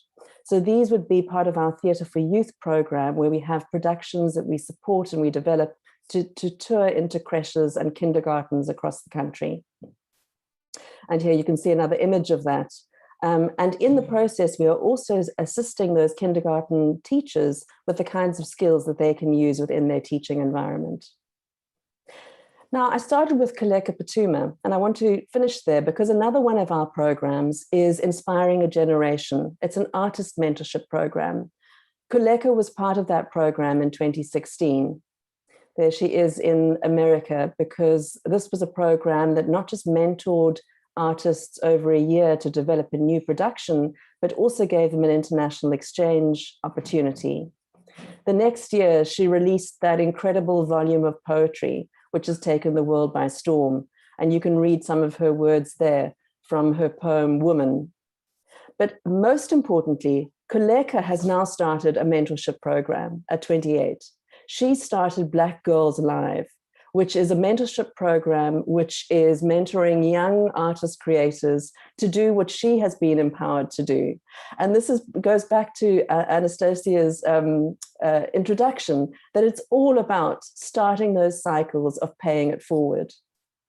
So thank you for listening. And I hope that you can see that the arts do have a very relevant space in terms of skills development and mentorship.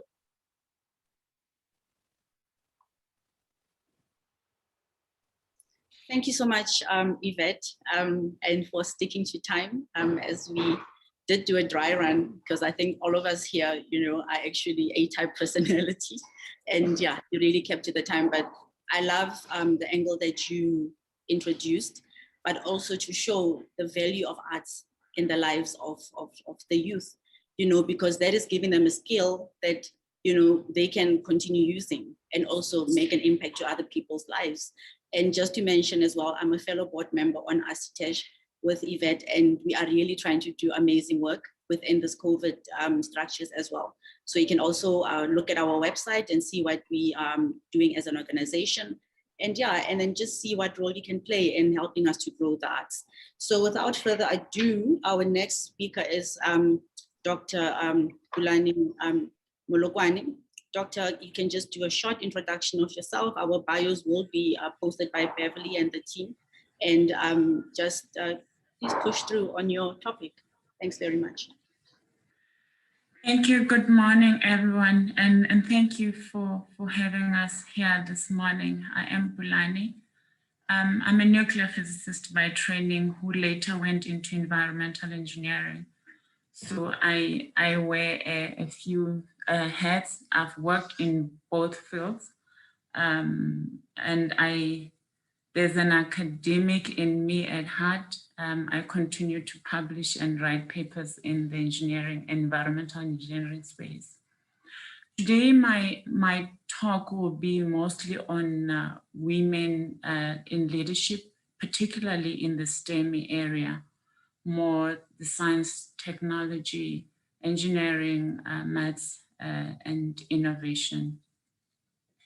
I'll start by just saying, as girls, sometimes we are taught or made to believe that when you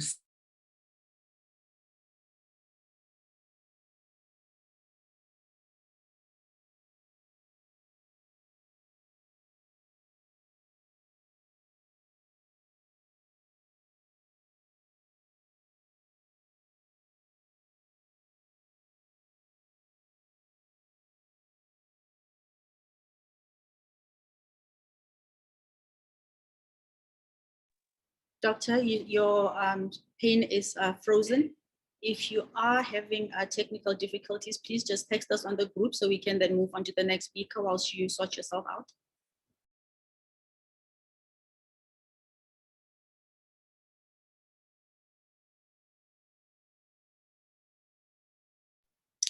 I think because she indicated that they're having load shedding in their area.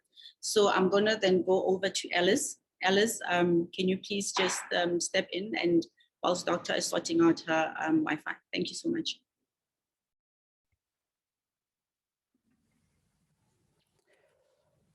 Good morning, everybody. I'm Alice Lavemba. I'm from the South African Essential Oil Business Incubator, a niche market. Essential oils is so important in our daily lives. Everything that you have in your cosmetics and in your toiletry bags, perfumes, everything consists or have some sort of essential oils in it. Chair, would you like me to carry on with my presentation? Chair, would you like me to continue? Please continue, Alice, as agreed. Thank you. Thank you.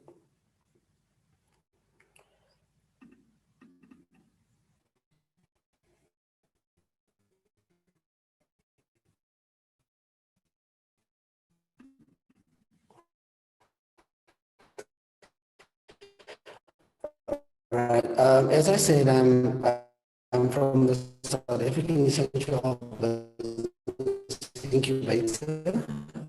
I am just going to give you a brief overview of what we do in the skills and mentorship arena.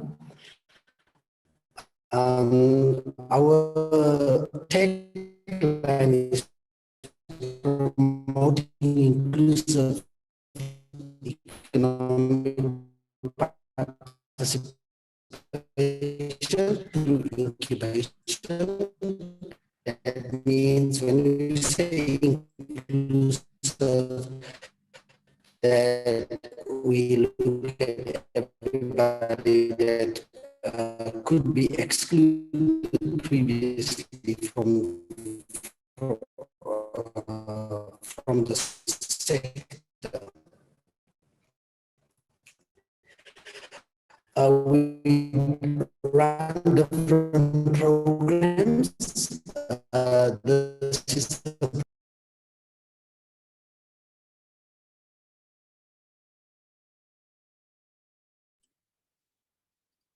Alice, are you still there?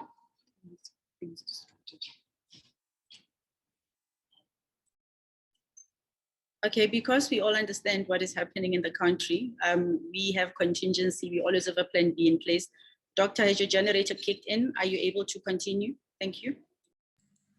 Yeah, apologies. I knew this was going to happen. I just wish the transition was a bit easier or a bit smoother, because now when the power disconnects, then this other one takes time to kick in, and I apologize for that. So back to where I had already started is as women, then we grow up thinking that you need to be reserved, you need to be very nice because you are a lady and you can't be bossy. And that creates some kind of timidness in the way we grow up as girl children.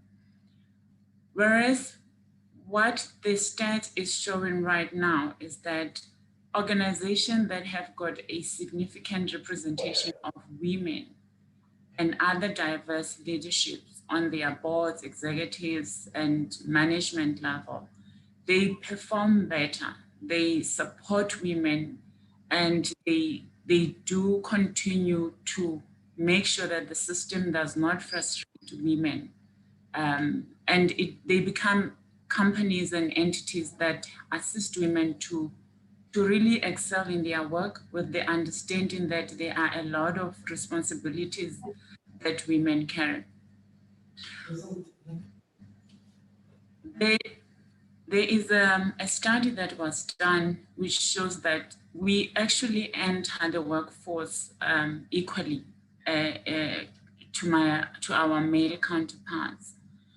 But then the numbers starts to shrink as we go up the echelons of levels in organization. And entry-level first-time managers, there is a 30% drop of women that are promoted to the next level. And that says we really do not have a good feeder for women senior managers. They tend to be stuck in lower positions. The International Labour Organization did a study some years ago where they showed the benefits of gender diverse employee populations, where 60.2% of those entities report increased profits and productivity, and 56.8% report an increase in the ability to attract and retain talent. Because if I am not comfortable at home because I do not have at work because I do not have the flexibility to be able to go pick up my kid or to be able to stay and work at home when they are not well so that I can check on them during my lunch break in the other room, I am not going to be productive. And unfortunately, that's the story of being a woman. 54.4% of those entities reported greater creativity, innovation, and openness. 54% of them, they report enhanced company reputation. I mean, you can just see that also should make sense because we are the largest gender in the population worldwide. So if you have a population that is 60+% women, it makes perfect sense that you should actually develop them and give them environment that are conducive for them to be their best. When I focus specifically on careers in STEM, only 1 in 4 individuals working in the STEM area are female. It even gets worse when you break it down between the engineering and the hardcore science, and gets even smaller when you break it to color or race. I did a study in 2018 that says they concluded that the lack of female representation impacted on how girls and young women viewed STEM careers. With 31% of the girls believing that jobs that require STEM, programming, coding, engineering, and are not that enhancing, and appetizing, they don't really like them. However, that study also showed that in environments where people that are in the STEM careers take time to become role models, parental and teacher support, and make the career exciting, you see people that are in the field. When female scientists and mathematicians go out there and engineers mentor young girls, it shows that there has been an increase of, it actually doubled. The interest of young people interested in STEM doubles in such environments. And a bit of the benefits of building careers, especially women in the sciences or in STEM, is that they are fundamentally altering the way we live, connect, communicate, and transact. I mean, right now, it's a classic example of how technology has made life possible during the pandemic. We still can host conferences, we still can host meetings, we can still work, On the other hand, the sciences and the tech or the STEMs are key equitable economic growth because technological and scientific revolutions underpin economic advances. Of course, it means improved lives, improved health, improved education, improved infrastructure. Unfortunately, we have not really paid much attention to doing that, although as we do have plans that have put numbers to how many of the scientists or the STEM graduates we should train. We have not done very well. The lack thereof makes our country lag behind the countries like China and the Asian tigers. They have technically use science and technology to be the differentiators, to grow the economy and to tackle poverty effectively, and becoming actually the key, the giants in the economy from where the countries like China started from. The one shortcoming that we have as a country, to Yvette's point, we've got plenty of plans and policies and legislation that is meant to promote the throughput into the STEM area.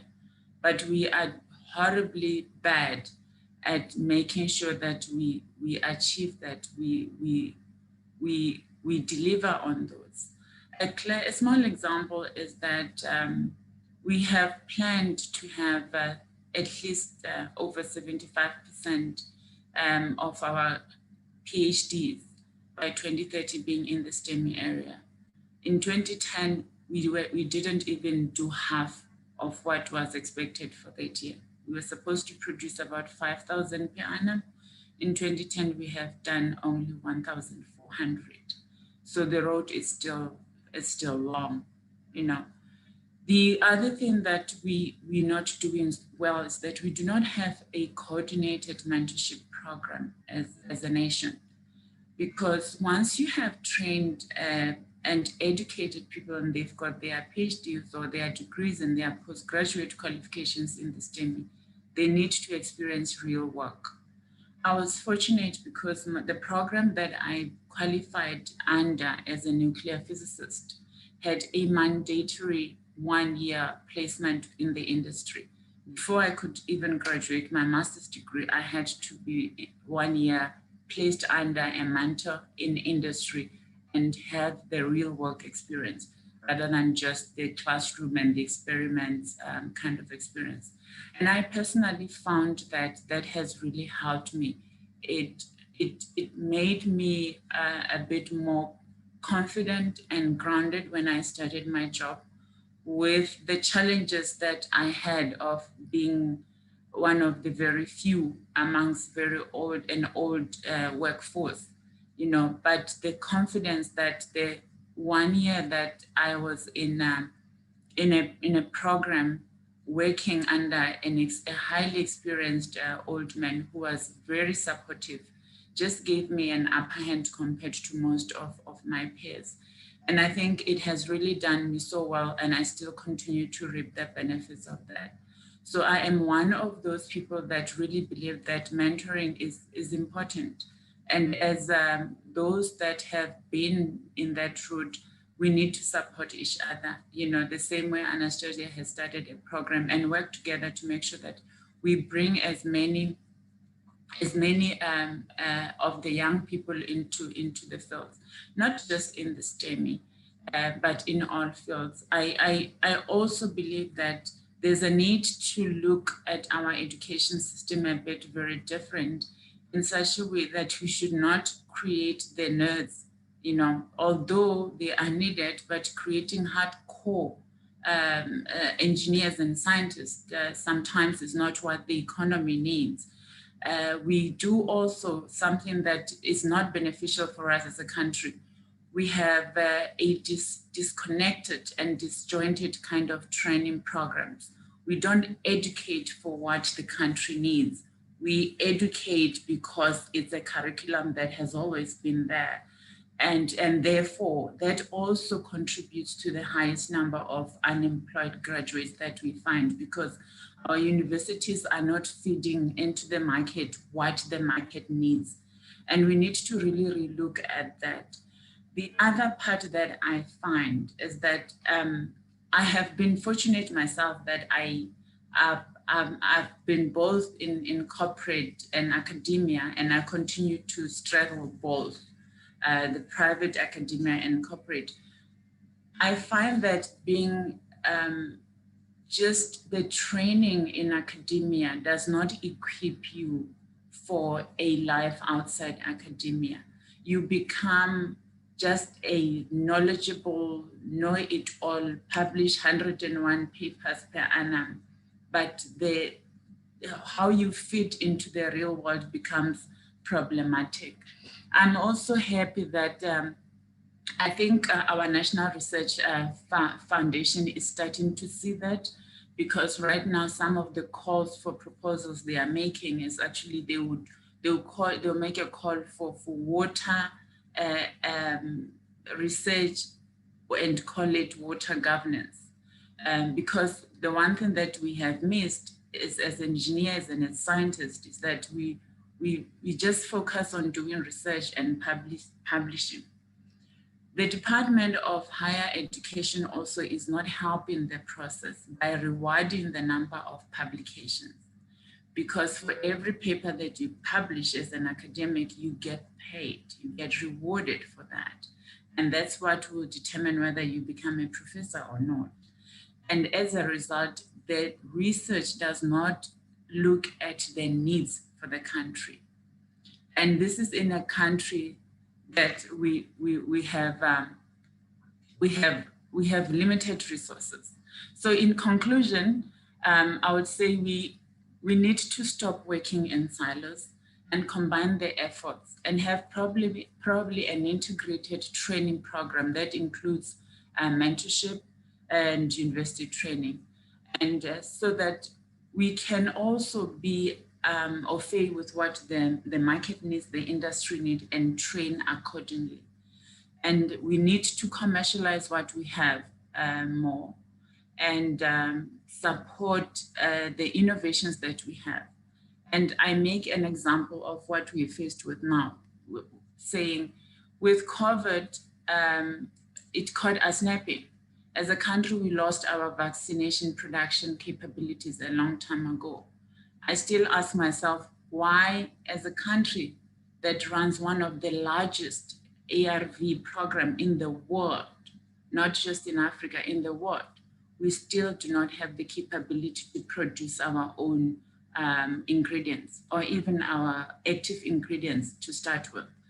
And that's something that we need to look at as a country. Thank you. Thank you. Thank you very much, Dr. P.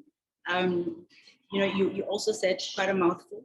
And just for the attendees, we will be wrapping up at the end, and each panel member is going to give their next steps, which are very pragmatic and what they think will assist the country to move us forward. And just to thank you as well, Dr. P, for being the patron of our Mentorship Academy. I know I can call on you anytime. Yes, you are very busy, and I mean, you serve on very important boards, but the fact that you are able to humble yourself enough, and to always make time to give me that guidance as to how we can improve this mentorship program, I really appreciate you. Next, Mr. Lavemba, can you please start with your amazing presentation? And please just check on the chat about timekeeping. Thank you. Thank you. Yeah, my guys are thank you, Chair. My guys are running around. They just started cutting some trees here on the farm. So we hope that they can just stop that for a while. Thank you, everybody. My name is Alice Lavemba. I'm the CEO of SA Essential Oil Business Incubator. Our tagline for this year is promoting inclusive economic participation through incubation. I'm an entrepreneur in the agricultural sector. Our incubator is compliant with AgriSeta, with labor, and basically making sure that we adhere to all the regulations that govern the sector that we are in. Essential oils is very important. People don't know much about it. It is not moody. It is in your toothpaste. It is in your cold drink. It is in your cosmetics. So it's a beautiful niche market. In 2011, I said that when I entered this industry, we have to transform this industry. Transformation is for us important when it comes to skills development and mentorship. Allowing people to own a part of the value chain was our driving force when we took over the incubator in 2011. Growing niche oils, in this case like essential oils, It was unknown to most of our people, especially the rural areas, the township areas. And, when you look at the role players, the laboratories, there was no black young people in the laboratories or machine operators in the agro-processing field, let alone the yellow machinery and all that. So for us, our mission was to transform this industry. We do have I hope everybody can see my slides, Chair. Let me just, great. So we do have several programs that we run. The one is an incubation program. We call it a producer development program, where we introduce producers to the essential oils, the art of growing essential oils. And that is everyone, whether it's young people, whether it's existing farmers, whether it is scientists, doctors, engineers, people that just want to learn more. We teach them and have a 12-month program and mentorship. They pay for their own program. We also realize that we allow farmers to get skin in the game. They must not just decide on depending on grant funding. And this program is called Earn While You Learn. Ladies and gentlemen, what is important for me, the person who is presenting the program is Robert Malachi. He came into COB as an intern from TUT as a crop productionist. Robert got introduced into management, young youth. I tagged him along into meetings, showing him how we decide how we make high-level decisions, encouraging him to be able to learn as much as he can, as fast as he can. Let alone, Robert is currently doing his master's in agriculture, and he's running this amazing program. He is going to become a PhD within the sector. He's under 35, and he's a real manager. So we have transformed, the production part of our business, and it is in the hands of young, dynamic people. Then we have a program where we develop our farmers to become producers, those who can and have the resources. This is Onika Nkwe. She owns a farm in Bronkhorstspruit. You could see there how she planted a rose geranium. This plant is rose geranium. Tell you a little bit about that. And Onika is one of the leading farmers in essential oils, especially rose geranium. There is no female perfume in a French perfume that does not contain rose geranium, very high sought after oil. Onika went further and she created her own beautiful brand. This is what we have done. So she has gone from plant to product, and that is what we would like to see. So our farmers are becoming active players also in the cosmetic industry, mostly female farmers. So we focus on developing producers into manufacturers. Further creating downstream jobs. So she would employ some young people in the agricultural sector. If we can't take them in, our farmers are willing to host some of our interns. Then we have another program called Beauty and Personal Care. Remember, ladies and gentlemen, agriculture must feed into something, and beauty and personal care is just one of those things that absorb essential oils. And you would not believe that last year we trained 10 young people into becoming beauty and personal care SMMEs. And this year we took in another 10 with the help of Department of Science and Innovation, ARC, CSIR, and TIA. And this is what we call manufacturer development. So we don't just make products, we show them how to make the products from our crops. It's also a 12-month skills and mentoring program. This one is managed by Kirsten Mount. She came in as a receptionist and have worked herself up while she's studying a BCom. She is also now mentoring other wannabes in the sector that we are here. And she's about, I think Kirsten is about 27 years old now. She's also she's also my finance manager. This is just what we have done with two of our youngsters. They came in, they pressed oils with their hands. Dudu and Orinile wanted to become SMMEs within the beauty and personal care. There we are when they graduated, ladies and gentlemen, and that's their products. It is barcoded and it is ready for the shops. What I like to share with you how we focus on skills. We wanted to transform the science part of the agricultural sector, the niche part where we operate essential oils. And our first cohort was 3 young ladies that were last year in our laboratory. The one that remained, you won't believe it, was a national diploma analytical chemist. She is now doing her master's, and she is taking charge. Granny is taking charge of the laboratory, and she has other 2 students. So these guys are analytical scientists, but when they get into the workspace, they have never touched or really worked on any of the high quality and high level instruments. Our responsibility is to make sure that they are not just learning, but they're owning up. And the best student out of the next 3 will then manage our research and development team. And we will allow other students from TUT, especially TUT, to come in and to work on our equipment. But we teach and train scientists, workplace skills development. And we call that graduate placement program. It's a 10-month program, and they work with us. They have email accounts. They chat and talk to management, to suppliers. They are operating. They are not shadowing us. They get real tasks. If they leave our organization, if they can't be placed here, they will be an asset into the industry. We also have an internship program, and there we have 8 interns this year placed from via Agrisita. Not going to talk much about them. We also have agro-processing, and our manager or supervisor is Tumelo Machila. He came in as a day worker. Tumi is qualified as an agro-processor, and Tumi is 26 years old. Ladies and gentlemen, there's my team. My team, I'm 50 years this year. I've worked myself out of a position. My management team are all under 35, dynamic, and they are forced to be reckoned with within the essential oil industry. And that was my presentation for now. I will then join the group discussion later. Thank you, Chair. Thank you so much, Alice.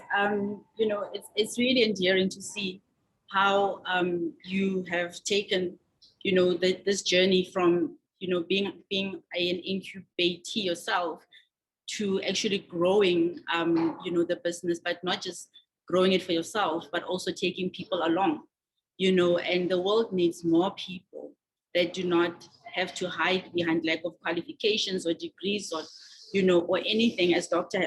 Molokwane had said, and we use our hands and we use our brains. As Dr. Sue said, you've got brains in your head, you know, you've got legs or your body, just choose a direction, you know, and this is just to inspire everybody that, I mean, you do not have to have a big plan. Start small, and with that starting small, identify those people. And my other motto really is your attitude determines your altitude.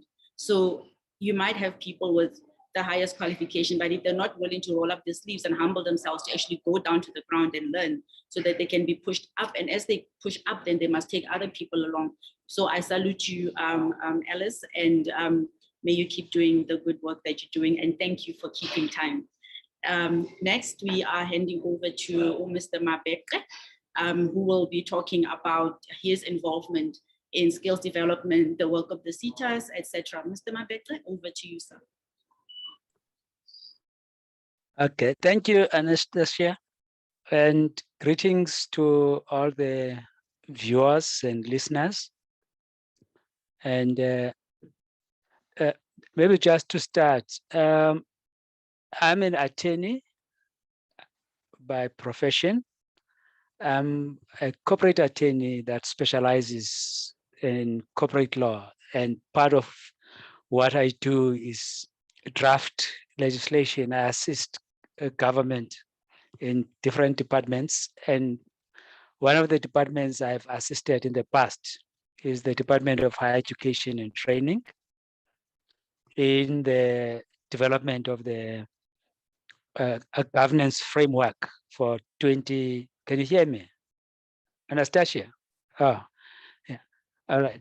In the development of the governance framework for the licensing period of 2011 for the 5 years that has recently been relicensed now in terms of the NSDP. So my experience in the skills development space it's not only with the development of that governance framework for the Department of Higher Education and Training, including the standard SITA constitution that is now governing the SITAs as opposed to what was the case before NSDS 3. And I've also been involved with the SITAs themselves, advising an administrator of one of the SITAs, as well as providing training in the different SITAs where I've also provided services in different SITAs. So it is a space that I have knowledge, not just reading reports, but something that I can tell you what's right, what is not being done the way it should be. Now, my talk for today is about policies, the legal framework, and opportunities for employers and the youth. When I say employers, any person who creates a job is an employer. And it's a point that if we understand well, that point would not be having the unemployment rate that we have in the country, especially for the young people. Government operates through development of policies, development of legal frameworks, and what has happened in the past. In fact, I just want to go through line by line. In fact, one line on 3 policies or strategies. In fact, there was National Skills Development Strategy 2, which was operational up until replaced in 2011. Part of the analysis in terms of how that worked was that the skills, the SITAs, in fact, were more focused in numbers, in counting the numbers in terms of how much money has been spent and how many people they have interacted with, without basically accounting for impact. The skills development is a matter of impact to the economy, and that could not really be justified. And the development of the NSDS 3 sought to correct that, to create economic impact without necessarily chasing the numbers.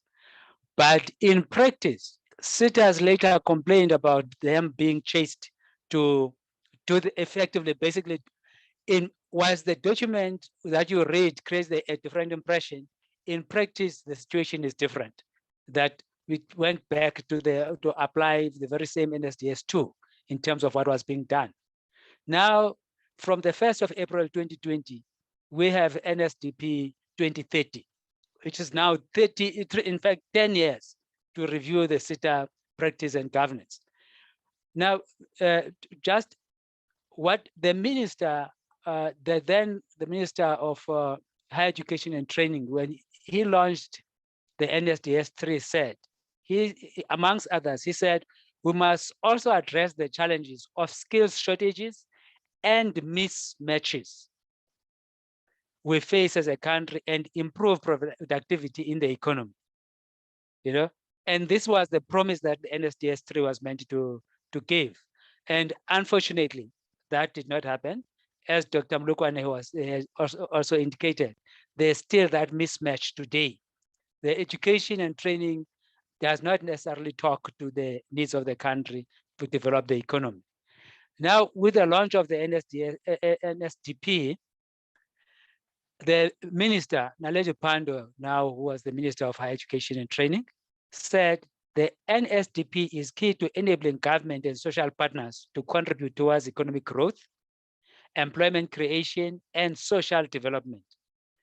The question is, do we have this? Are we able to address the skills challenges as we need to? In the National Skills Accord, there are 8 commitments, 2011. There are 8 commitments. I will just pick up 2 that I consider critical. One is improve the funding of training and the use of funds available for training and incentives on companies to train.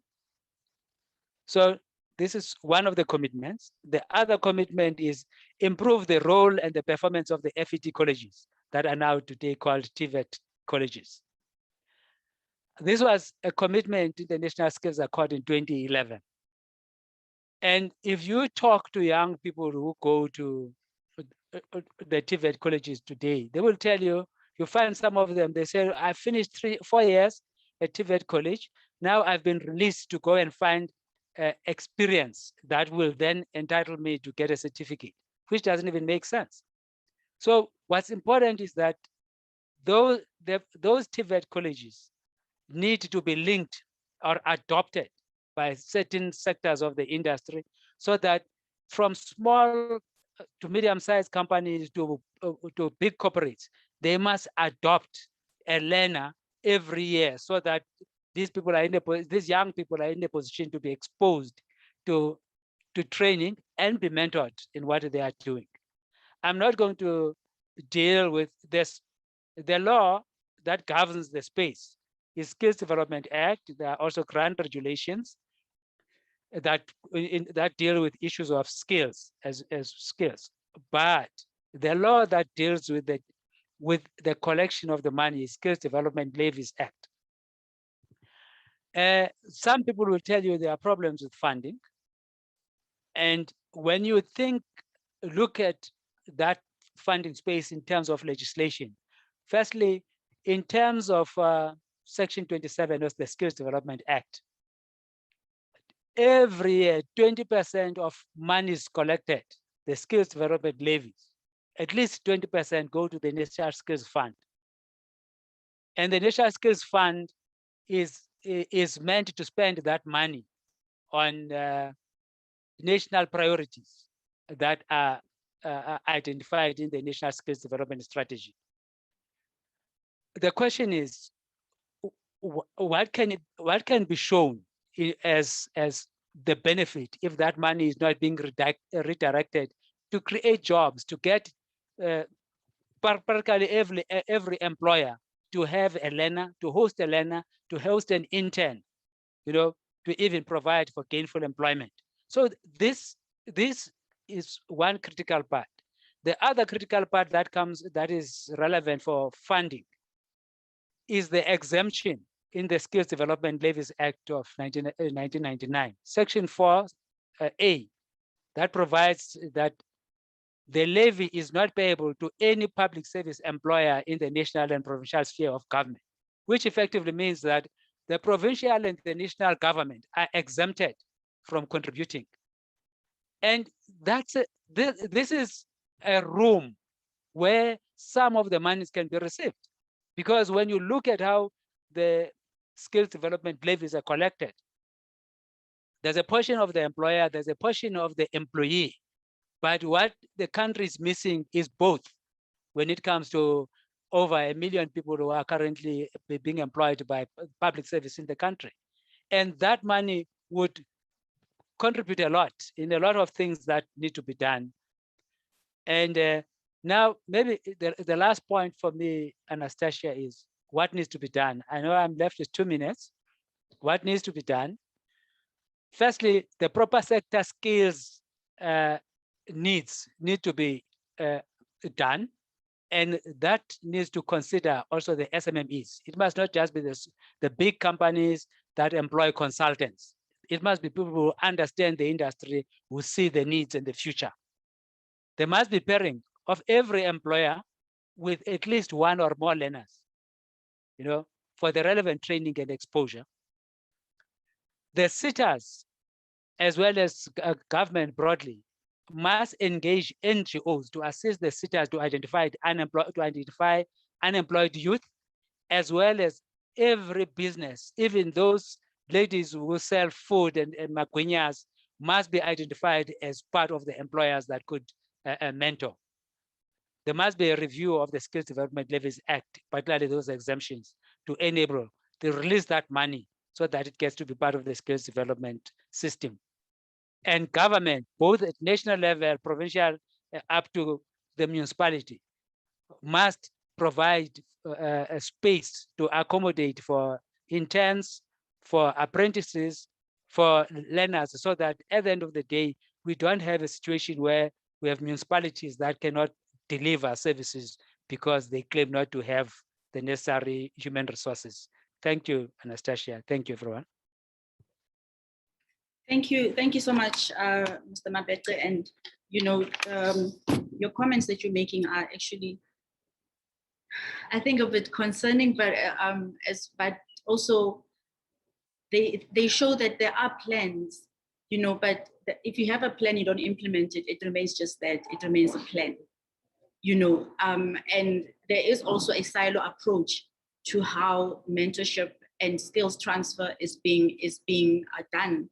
And also, as Doctor has also said, not everybody has to go to university. I mean, we need apprentices, we need people that use their hands to create, so even as parents, we need to start thinking differently about what we tell our children. Because I told my children they do not have to go to university.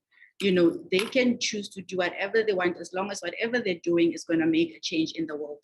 So having a university degree is not the be all and end all. And that must really start from school. And I believe that also entrepreneurship should also be a serious part of school, because to teach somebody my age, in my 40s, to be an entrepreneur is harder than if you take a child who's still a sponge and you teach them, even like you're saying, to sell magwenya, to sell the stock sweets or whatever, but then they'll learn to count the rands and the cents. And that will also, because for me, the biggest problem is the begging bowl mentality.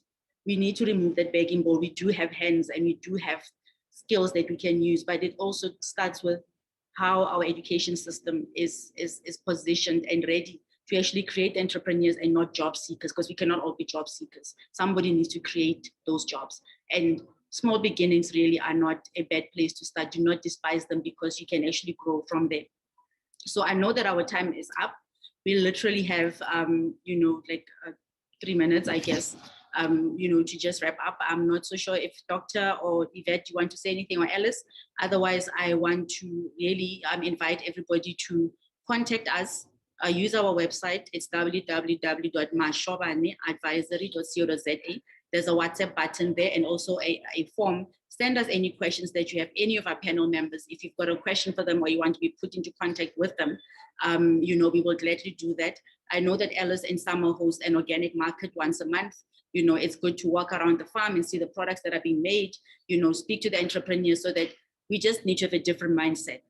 Let's not wait for government, because they cannot take care of all of us. We also need to try and do something for ourselves. I'd like to thank the Leadership Magazine, for reaching out to us, and also the Skills Development Summit team, for putting together this amazing, presentations.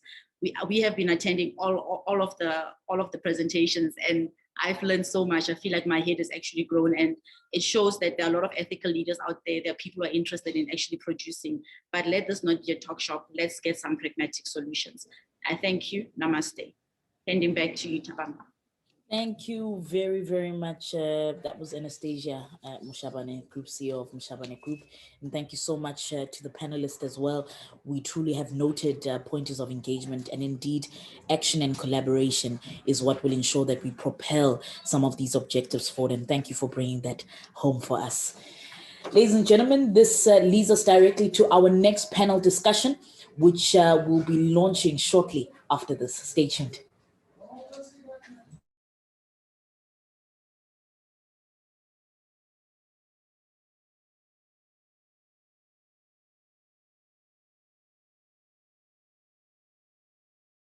Public sector and need to understand more about the Public Finance Management Act or Municipal Finance Management Act.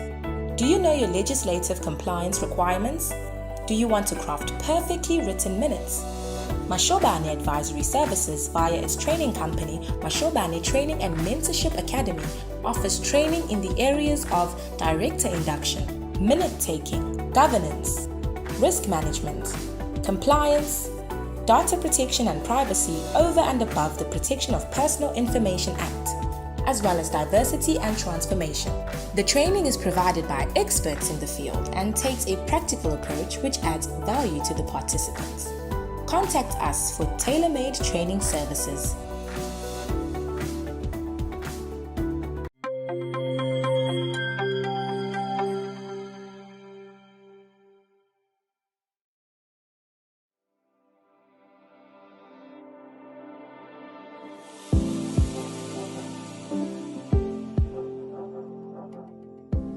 Hi, my name is Renee Lelaka. I'm co-founder of Shared Glory. And I'm Diruetsang Seletse, also co-founder of Shared Glory. This is our marula oil range, which consists of 100% luxury marula oil, facial cleanser, and a facial cream. Our products are great for skin because they are rich in vitamins A, E, and C, oleic acids, and amino fatty acids. They assist in the production of collagen, great for all skin types, even acne-prone skin, because it's a very light oil and absorbs easily into your skin and doesn't clog your pores. Our oil can also be used for hair, which absorbs also into your hair and nourishes the hair. You can also use it for an oil cleanse while doing your double cleanse with the cleanser and then applying your cream afterwards. And also as a makeup remover, which is great. Yeah, and to find our products, you can go on www.shareglory.com, on Instagram at shareglory, as well as on Facebook at shareglory. Inquiries at info@shareglory.com. Shareglory, bring out the glow in audio. All right, we're just waiting for Dion, who'll be facilitating this panel discussion, and then Dion will Breakfast Talks with Mashobane Advisory Services is a weekly talk with influential speakers who are leaders in their respective fields. Join our Breakfast Talks every Thursday mornings at 7:30 a.m. to learn from different topics presented by our expert speakers. Good. Okay, Dion, so it's 11:12 now. Unfortunately, our previous panel ran a bit over. So we've got about 40 minutes for this panel. So this by 10 brought to you in partnership with the Grow Room and Sushi Bar fast, in Brooklyn, so we'll be fine. Pretoria. I like that. Like your hi, Mr. Williams. Yes, hi. Hello. How are you, Tabang? You? Hi, how are you? So I think by quarter to at 12 o'clock exactly, we're going to be load shedded. So everything's going to switch off completely. That's fine. The community enterprise exhibition. Key question, why did we engage with the community? We always focus on the youth, we always focus on our students. But where do our students come from? They come from the community. And how can we grow communities where students see role models experiencing entrepreneurship? That led to our discussion in 2018 to say we need to look at combining community entrepreneurs. So today we are standing.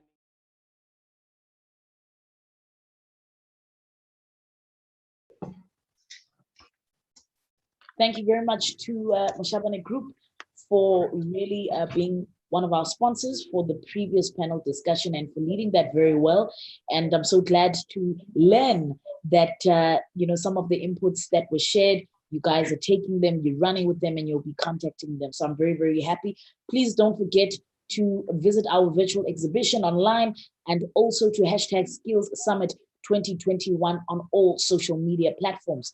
Without further ado, allow me to then lead to the next discussion, which is skills development in the mining sector. And facilitating this panel is Ms. Dion Kiel, who's the CEO of Siaka Consulting. Dion, welcome, and welcome to your panel as well. Over to you. Thank you, and good afternoon or morning still rather, everybody. We'll be moving along quite quickly today. A big thank you to our two guest speakers. Andre van Zyl joins us as the Director and Principal Consultant of SRK Consulting. He has more than 13 years in the mining industry, having previously worked for Anglo Gold Ashanti, and combining his engineering degree with his master's in financial economics and econometrics, he does extensive work in government advisory, mining company and project valuations, specializing in mining business development, decision-making, and mining conventions. Welcome, Andrew. Hi, thank you, dear. We're also joined by Oggy Williams. He is the Associate Director for Inon Africa. He holds a master's degree in international studies and is currently doing his MBA. Passionate about Africa and the developments that drive growth on the continent, he advises in a number of areas, including energy, commodities, trade, and political developments. Welcome, Oggy. Thank you, very welcome.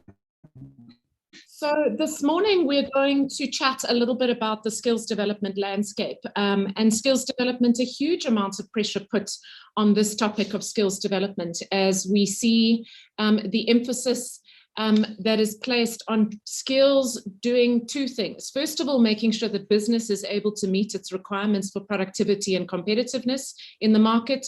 And secondly, as a means to try and address our alarming unemployment rate. We're all aware of the fact that youth unemployment specifically under the expanded definition now sits at a staggering 74.7%. And the reality is that we are graduating our graduates in tertiary institutions into unemployment as it currently stands. And that skills gap really needs to try and meet and address the unemployment rate within youth. Titi, welcome. Let me introduce you quickly and thank you for joining us. Titi Molai is the Managing Director of Emore Mining. After qualifying with a BSc in Information Systems, he started his career as a business analyst and later becoming a management consultant. He's founded Emore Mining, whose aim is to invest and create value in African mining projects. Welcome, Titi. Thank you. I'm going to throw the questions out there because we're running on a very short timeline. The mining industry traditionally has been under enormous pressure to be a full solution for the communities that surround it. And with unemployment and COVID and the social uncertainty that exists as a result of those, probably even more pressure now. And we see mining contributing quite significantly to the success, if you can call it that, of our growth in GDP in the last quarter. So in even more and increasing pressure. Andrew, tell us a little bit about your experience of skills, the shortages and the dilemmas of the skills environment in that mining sector.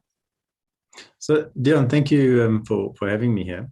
So I think one of the things that stands out over the sort of past 20, 25 years in mining is just how it's gone through cycles. And what tends to happen is as you go through a boom, then salaries increase, people come into mining. Obviously there's optimism, there's jobs that are created, and then you go through a dip in the commodity cycle, and you find a number of the senior people that move out. There are retrenchments, there's less employment, there are projects that get stopped, and people change countries, change careers, move into different economic sectors. And so you have pools of experienced people that leave the industry. And then as the next boom comes along, you find a real shortage of experienced people that understand what's required, that can supervise projects, and it's that whole sort of team of people that are required. You need the experience with the client, you need experienced consultants, you need suppliers. So it's that whole ecosystem that often you pick up. It's only when the boom comes again that you realize that there are gaps, and capacity has shrunk to sort of delivery of a single project, and all of a sudden there are 2 or 3 projects, and you find that you have a real shortage of skilled engineers, and you also have a shortage of people in key aspects like artisans. So boilermakers, fitters and turners, people that need to actually do the construction and the maintenance. So you find real shortages in those areas, and people in production roles move into projects for more money, and you struggle to fill production roles. So it is really it becomes very difficult to plan and to either produce effectively and safely, and also to execute projects on time and in budget. Right. And tell me, Titi, from an investment perspective, if we take a look outside of the operational model and look from an investment perspective, social stability, certainty, making sure that we're able to beneficiate in line with DMRE requirements, making sure that we run at optimal production capability, all of those things are important, right, when looking at the investment model. Do you think we've got the right skills in South Africa? Do you think that there's a disconnect? When you look at investment, do you see that we operate in an environment of certainty and stability and rich skills? I think from a stability perspective, the country is relatively stable. But from the skills, you find that most of the finance skills are sit with the banks. from a mining perspective. So if you're looking at finance skills, you get them across the board. There's a lot of guys who are, qualified, but in terms of building models that are, mining specific, you look into, guys who have previously worked for the banks or even worked for the big mining, companies. And talking about ESG, it's relatively new in the industry as well. So you have to find skills that are not available in the country that understand the requirements of ESG, and therefore highly overlooked in South Africa and mostly in Africa as well. I mean, there's a lot of articles. There's an article that came out in Ghana now, talking about some of the dams that are, have been damaged environmentally by some of the gold exploration and gold mining. So definitely from an ESG perspective, we're still lacking skills, and also from a finance perspective relating to mining specifically, we don't have a lot of skills available to build models that works. Which I think, it aligns with Andrew's comment about it's more than just the direct jobs that a mine employs. It's also about the consultants, the advisors, and the downstream and upstream businesses that obviously support the sector as a whole. Augie, obviously we've got this huge push towards energy and renewable energy and the solutions that sit around energy and energy solutions. And it's interesting if we take a look at the coal sector and the notion of just transition and moving skills out of coal and mining and into kind of renewables and solar energy and the red zone, and all of these things are fantastic insofar as a master plan. But do you see that there is an integrated approach to saying, let's transition skills that we are ready and available and have skills available for that energy, for the energy industry and what it needs? Where do you see the alignment or not? Thanks, Dion. I think building also on the comments that my fellow panelists have just raised, just generally speaking, if you look at the transition towards energy and if you look at how mining companies are operating in terms of available skills, a lot of the shifts towards aspects like automation and mechanization are a result of some of that shortfall. So the more the gap grows between the available skill set, the more likely it is that we're going to bring in supplementary equipment or machinery or any other devices, mechanized devices or automated devices that can facilitate and bridge that gap. It becomes a little bit tricky, building on Tsietzi's point about how do you actually then connect that to ESG, because the more disconnected that communities become from the operations of mining companies, especially the larger conglomerates that are able to finance upgrades in mechanization and automation, the less likely it is that they're actually going to be integrated into the value chain. So bridging that gap has to start right from grassroots, from even school level all the way through until you get out of university. It needs to be essentially built into local community culture, if you can say it. It's not about working on the mine as though you would in the olden day scenario of pick and shovel. It's more a understanding that there's a lot of value addition that's being drawn out of the mining sector, and that there's a lot of subcomponents of it downstream in the supply chain that actually there is space for participation. But that's not going to happen if we simply look to pull graduates out of our universities now. We need to be building that in place at a much earlier stage. If you look at ESG initiatives that the larger conglomerates are making, like Anglo American, for example, or even South 32 when they were still more active, you would see that, yes, they want to implement initiatives, and yes, they want to be able to say that it's had beneficial impact. But a lot of the feedback from communities is disjointed in terms of what's being put on the table and what they actually require. So there's a lot more need, I think, in terms of communication and engagement between the communities and the mining companies. And especially over the last year, I think quite a big shift has happened in that regard. We've seen obviously a lot of initiative made by the big mining companies in terms of supporting local communities through the coronavirus pandemic, which is really good. But initiatives needs to be actually a lot more long-term in place, because now if they're setting up an expectation, it might be the same going into the year ahead. And what we don't want to do is actually miss the opportunity to start realigning, as you mentioned right at the onset of your point about the energy transition, because there's going to be a lot of new demand that's emerging, and it's going to be driven by other markets developing across the continent and across the world. And we need to be captured then 5, 6, 10 years from now, because otherwise we're going to have a disjointed supply chain across the entire and it's not only applicable to South Africa, but more broadly speaking, especially on the artisanal point that Andrew raised, it's across the entire continent. Right. Andrew, so, I mean, I think which touches on the point that Oggy's made is we knew that mechanization of mines was coming, right? So we've been talking about it for several years.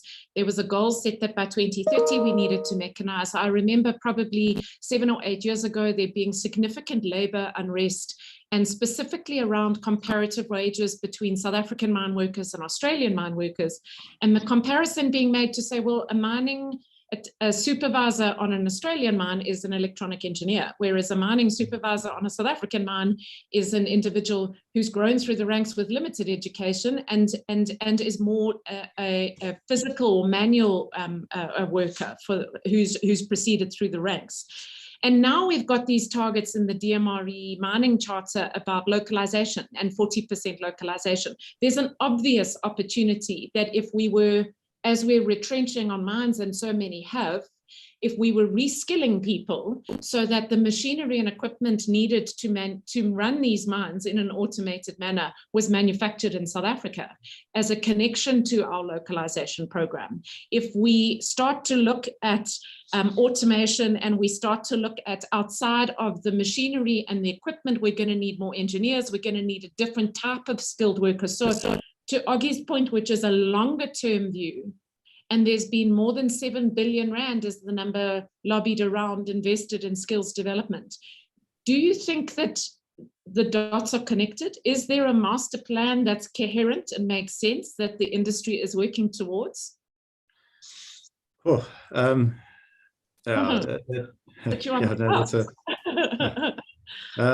So I think, you know, one of the things to sort of keep in mind that there are a number of initiatives, and you know, it's a combination of executive level people in mining have made huge strides in as I say, elevating ESG and looking at local procurement and understanding solutions to local procurement, but to actually go through the process of understanding the issues and then coming up with a strategic priority, and then actually making it sort of an operational level, a practical functioning system, where you can roll out something that works in practice. It is a difficult and time-consuming task. So I think, you know, I'm always torn between I see real progress made by mining companies and real strategic change and real you know, where we're no longer where it's no longer just sort of whitewashing or greenwashing, or, you know, whichever sort of term that you prefer, but where there is real meaningful change. At the same time, though, it is really difficult to roll out, and it's particularly difficult when you have such wild fluctuations in earnings. So, you know, one of the initiatives that was being targeted a while back was an actual test facility where new technology could be developed, it could be trialed, where there could be cooperation between manufacturers and mining companies, and you had a practical setting where you could actually test equipment. And then we had COVID, you know, but it was a year or two, it took a couple of years to identify the correct location, to actually sort of get people on board, you know, and then you have COVID coming in, and then that site is shut down, and being, you know, used for other purposes. You've gone from companies making almost no money and looking desperately for ways to keep some people employed, and to now some companies making excellent returns and looking to develop projects, and this is all in a very short space of time. And in between this, you're trying to roll out meaningful local procurement initiatives and address gender imbalances and other transformation objectives. So it's a complicated environment, and it's one that changes quickly, and it's difficult to really sort of nail down a strategy that works. Right. And while the pressures, it's like being in the middle of war and trying to plan for recovery, I guess, isn't it? Titi, your journey started in information sciences. I mean, not mining, obviously. Do you think youth in South Africa, we talk about Oggy's comment about it's not just about youth, it's actually about really developing rich skills and addressing some of the skills gaps that exist in the more specialized and technical areas. But, you know, for youth, do you think that they see mining as a career opportunity, or is there still a stigma attached to it kind of being unsexy manual labor? Yeah, I think mining has been traditional for the longest time, and we find that when you're looking for skills, that you find most universities, they'll train engineers, and you have other technicons training the less skilled labor who work underground. From a data science perspective, from AI, I don't think we've made a lot of progress from a skill development perspective, and that's where mining is heading. So it's still a huge challenge to try and attract new and young people into mining. And I'll speak from an entrepreneurial perspective. You still require traditional skills that you get from university, from an engineering degree, to get into mining. So if you're like someone like myself who comes from the outside, it becomes very difficult to get in and bring in like different skill sets into the industry, because it's so traditional. So there is room and space for young people to be more creative around mining. Andrew spoke about how mining is so cyclical. We lack long-term planning in South Africa and in Africa, because we know that in the mining industry is it's related to the commodity pricing, and that the cycles depends on what happens in the economy. But from a long-term perspective, the mines lose money, but they also make money in commodity booms. We haven't done a lot of exploration, for example, in South Africa. There's a huge gap trying to find extra resources. We might be lagging a little bit behind from battery storage and EVs. We have bushveld minerals pushing vanadium. We're looking at lithium. Do you have lithium? There's cobalt that probably passed through the country from the DRC to the export market, but we're not doing much of beneficiation, even though those commodities go past through the country. So we need a lot of young minds and thinking and research and development into the new world as well, and that's talks back to the point I was making earlier around planning, long-term planning around mining, so that when these things happen, we are prepared and we have longer-term goals that we're trying to hit, and that will also introduce other skills outside of the traditional skills into the industry. So, and Ogi, so, I think that Andrew earlier spoke about very similar issues to what Titi's talking about now, which is that the industry is cyclical. It kind of runs up and down, and trying to plan ahead and budget ahead when one isn't sure, nobody has the crystal ball, or the accurate crystal ball rather, that kind of justifies what the market's going to do. How do we compare to the rest of Africa? Is there a model in Africa that we can learn from, or are we really sitting at the forefront of being in a position where we could guide or influence the model for making sure that Africa as a continent has the right skills to maximize on its mining resources? I think it's important to take the commodity cycles into account, Dion, as my fellow panelists have mentioned. It's the case of us being prepared enough and flexible enough so that when the boom does come, we can simply increase capacity. If there is a downturn in that same boom, we can downsize that capacity, redeploy the available skill sets that we have, so they're not sitting idle or essentially moving on to another entirely different industry, like what Andrew mentioned right at the onset, with there being almost an exodus, especially at the higher levels of corporates. So in my mind, we have to be, going on to your point about Australia, I just want to come back to that and also tie it into an example that I was thinking about as everybody was discussing their various points. If you look at Australian mining in comparison to places in Africa, yes, it's a lot more mechanized and a lot more automated. But what we should actually be looking into is, why are they automating it more and more? Because there's fewer and fewer people working in the Australian mining space. It doesn't employ nearly as many people as our own sector. And yet it's considerably more automated. And if you look at the type of processes and systems that are embedded in that mining space, it's very technologically driven. And you see some application here in Africa in that regard. I believe the first fully automated gold mine is in Mali, was set up in probably about a year or so ago. So if you look at that, it's already happening. And also in Africa, it's already been happening. And I think here, South Africa, we're a little bit behind in that sense. I'd like to go back to the point about how do you ensure that there is throughput of skills coming through the universities so that you do have an available pool to work with. And something that's over the course of the last couple of years in doing my own studies on my MBA, one of the big examples that's always stood out to me is this test that they essentially perform. It's like a litmus test for managers. They get them in a group, in a large class, and they break them up into little groups, and they give them what they call the marshmallow test. I don't know if anybody on the panel has heard it, but just as a quick recap, you basically get a string that's about a half a meter long, some duct tape, also about half a meter, about 6 pieces of spaghetti that are hard, and a marshmallow. And you're given 15 minutes to try and build a tower, popping the spaghetti, the marshmallow on top of the spaghetti. And bear in mind, inside MBA classes across the world in the top universities, you got some pretty smart minds. So once they had done the initial run and they've compiled some data from aggregate group settings where this experiment is basically being held, they found some interesting trends. For one, the most clued up guys and the best structured platforms are naturally those by engineering students. So the guys with the engineering backgrounds have that ability to think out of the box and look at it from a perspective of how does the system need to work in order for us to get the marshmallow on the top. Across the other, all of the other candidates across various industries, everybody performed at different levels.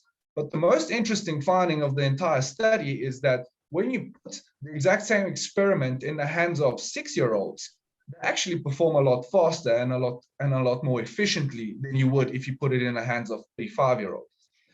By the same token, you got to start asking the question, how is it possible that a group of 6-year-olds is able to put together this tower quickly and efficiently better than those that are actually 20 years more experienced naturally and have a lot more knowledge than a 6-year-old?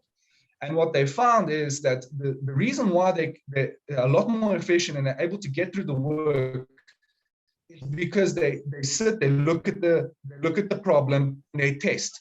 And if something works, they each complement one another and they start building on top of each other's essentially efforts. Whereas in the older cohorts, you find a lot more discussion, a lot more debating, a lot more, well, maybe this will work, maybe this won't. And then they try and calculate the theory rather than actually putting it into practice. Obviously, we're all trying to account for risk and trying to minimize that. If we take that exact same concept and we transpose it onto the mining space, right? Why is it that we are not looking at 6-year-olds at primary school and putting a remote control in their hands that's able to pilot a little truck? And over the course of a year or whatever the case may be, they are being tested on how well they can remote operate this little truck. It's a very easy thing for a child of age 6. It's almost like a no-brainer activity. They will be excited. They will be interested in it. But down the line, you can start scaling that up to a 10-ton truck. It actually moves a lot more weight than a little scaled model. It starts with little ideas like this in my mind. We've got to be embedding them inside our schools so that it does make it look more enticing to be in a mining space. Because right now, in my mind, the view would be still the same old school, shovel and pick. You're going down on the ground with a helmet on your head and a light on your forehead. So if you have that mentality, there's never going to be any progress. Everybody's going to try and exit out of the sector, and then we're going to fully automate it, and we're going to have a 400,000 shortfall problem in terms of employment. That's actually going to be a lot bigger. Right. I can go on this example quite a bit. Yeah, I think you make a very good point about us moving towards an environment where we're becoming more disconnected with our communities, which is significantly risky in any sector, I guess, but more particularly in mining. It's interesting. I have a 17-year-old son who I have to peel him off the screen to get him away from his bloody thumbs, which move all day around these games and things like that. So we've been talking about careers, and I said to him, did he think about being a drone operator? He could be specialist in the mining industry or those kind of industries for health and safety and those kind of things. He looked at me as though I was completely smoking my socks. The disconnect between the technology of today and the youth of today and what their natural thinking and abilities are versus and how we apply that in traditional sectors, there's possibly not that dialogue, there's not that link yet as to how we use more sexy industries and learning and development in the more traditional industries, I guess. Tell me, Titi, in your I think that it's a chrome mine, if I'm not mistaken, that you purchased recently. What are your challenges in finding the right skills as a mine owner? Okay, so we acquired it's actually a fluorite project in Namibia, and you find that we struggle a bit in finding local senior geologists to do some of the reconnaissance work, some drilling program in Namibia, because you find that most of the the big South African companies are already have enough projects that they have running with. So in order for a small scale miner or a junior miner, it's very difficult to find the right skills, also at the right price, to work on greenfield projects. And as you might know, most of these greenfield projects are self-financed because you don't have institutions like the DFIs in South Africa who don't fund early stage projects. So you have to be at least at your PFS or DFS stage of the project to get some sort of financing. So it's a double whammy. You don't have the money and you also don't have the skills to help with the project. I think that's where innovation comes in. How do we find better ways? You mentioned drones. How do you find better ways and cheaper ways of doing geological work on mining projects without spending a lot of money? And how do you get newer skills into the mining space? We, as I said earlier, we don't spend a lot of money into exploration, and we haven't done in South Africa for the past couple of years, as compared to other countries. And in order to grow the industry, we need to find new resources, and the sooner we do that, the sooner we can employ more people. So, like I said, it's also a double whammy because you don't have the skills to do the exploration, and you also don't have government support or money to put into those exploration projects. So it is kind of tough, but we get along. We're trying to get things done. We use the little that we have to get the project going, and we're hoping that we'll find even outside of the country solutions to help us with building feasibility studies for some of these projects. Andrew, it's okay. I mean, I look at the business profile. You are advising in environmental and earth solutions. I quite like that, across 20 countries, if I'm not mistaken. How is the rest of the world dealing with this? I mean, it can't be a uniquely South African issue. I understand we have a largely a much larger youth population than elsewhere in the world, but the depth of skills in a very quickly changing mining industry, very quickly mining has become less about extraction and more about environmental issues, social issues, governance, that whole ESG conversation and alternative technologies. How does the rest of the world deal with this? So interestingly, I mean, I think so we keep track with, I think we have something like, I think we're in 35 countries or something at the moment where we have offices, and we engage with each other fairly often on and also on things like exactly what you mentioned now, where how do we embed ESG into all of our disciplines, because it's not something that one can tack on at the end.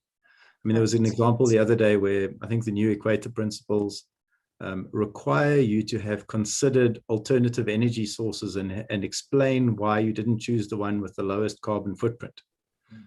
So you sit with this thing where we talk about skills development, but here, not only do I need an experienced electrical engineer, but I need an experienced electrical engineer who's also up to date with developments in hybrid power, who's also up to date in the calculation of carbon footprint, who's also aware of the fact that the Equator principles have changed, which is something that's not technically in his field. He didn't, so we have, so as I say, you have that challenge of you have to find somebody who has experience and as a pure engineer, but you also have to find somebody and create a culture around them where people want to keep learning, where people are, take an interest in the fact that ESG rules are changing, that approaches are changing, that technology is developing, That it's not just enough to know how to design an electrical supply system for a shaft, which in and of itself is complicated, but you also need to design it and consider different power sources and how that carbon footprint, and then take into account local procurement and local supply chains and address gender imbalances in your workforce, all while doing all of these things. So it's a, so I guess I would say to people that if you're looking for a challenging and exciting career, it is certainly challenging. And if you can try and find a way to feel like you're getting on top of things, you could be mistaken, but you may also then, sort of be meeting the challenge. So those are the things that we're looking at. And I think in South African setting, and in African mining generally, we've pioneered a lot of the social engagement strategies. We've done really good work trying to understand resettlement, and more so than much of the developed world, where very little mining actually takes place. So in lots of ways, South African and African mining is at the forefront of many of these things. And we focus a lot on the negatives, but a lot of really good knowledge and skill has been developed locally. Right. Tell me, Augie, if we take a look at government investment in skills development, and I'm not talking about our state of education, it's not a political conversation, but we have these employment incentives, we have the youth employment, we've got tax rebates, we've got SETA rebates, we've got SETA direct investment, the National Skills Development Scheme. A company in the way in which skills is structured in South Africa can claim realistically around 65%, but actually up to 110% of its investment in skills development back. And then we've got commerce, which according to the Minerals Council has invested about 6 to 7 billion rand in the mining sector. Would it be accurate to say perhaps that there is insufficient collaboration between the government policy and objective around skills and what business needs, and that there needs to be greater collaboration politically and commercially between business and government in South Africa to achieve the objective? Well, I guess $1 million question in that sense, Dion, but I don't necessarily think it's about funding. I mean, yes, it's important that there is financing avenues in order to get projects and bankability of projects. But again, we're talking about what do you have available to work with?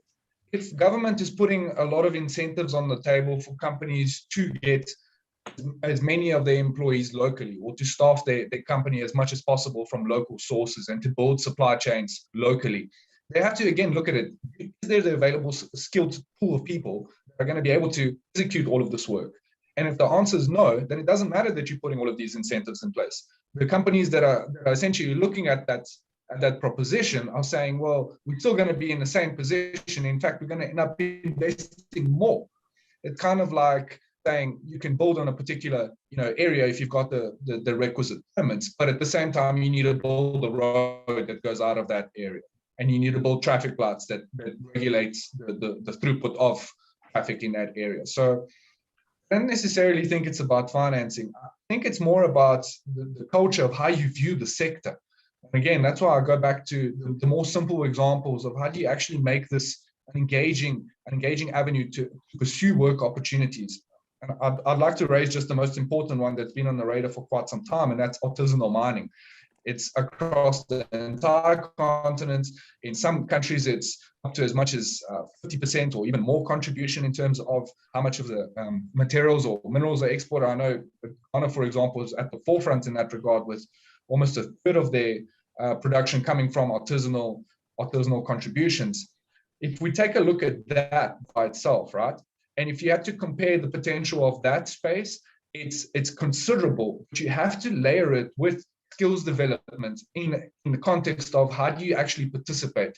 I think Andrew mentioned that point about the environmental impact in mining in Ghana as well, if I'm not mistaken, or you mentioned that, but it is a very real thing. And we have seen it in other spaces, especially in the oil and gas sector. Nigeria is probably the biggest, most prominent example, but Tanzania as well, where there's a lot of regulation around the space from a perspective that is going to be environmental degradation.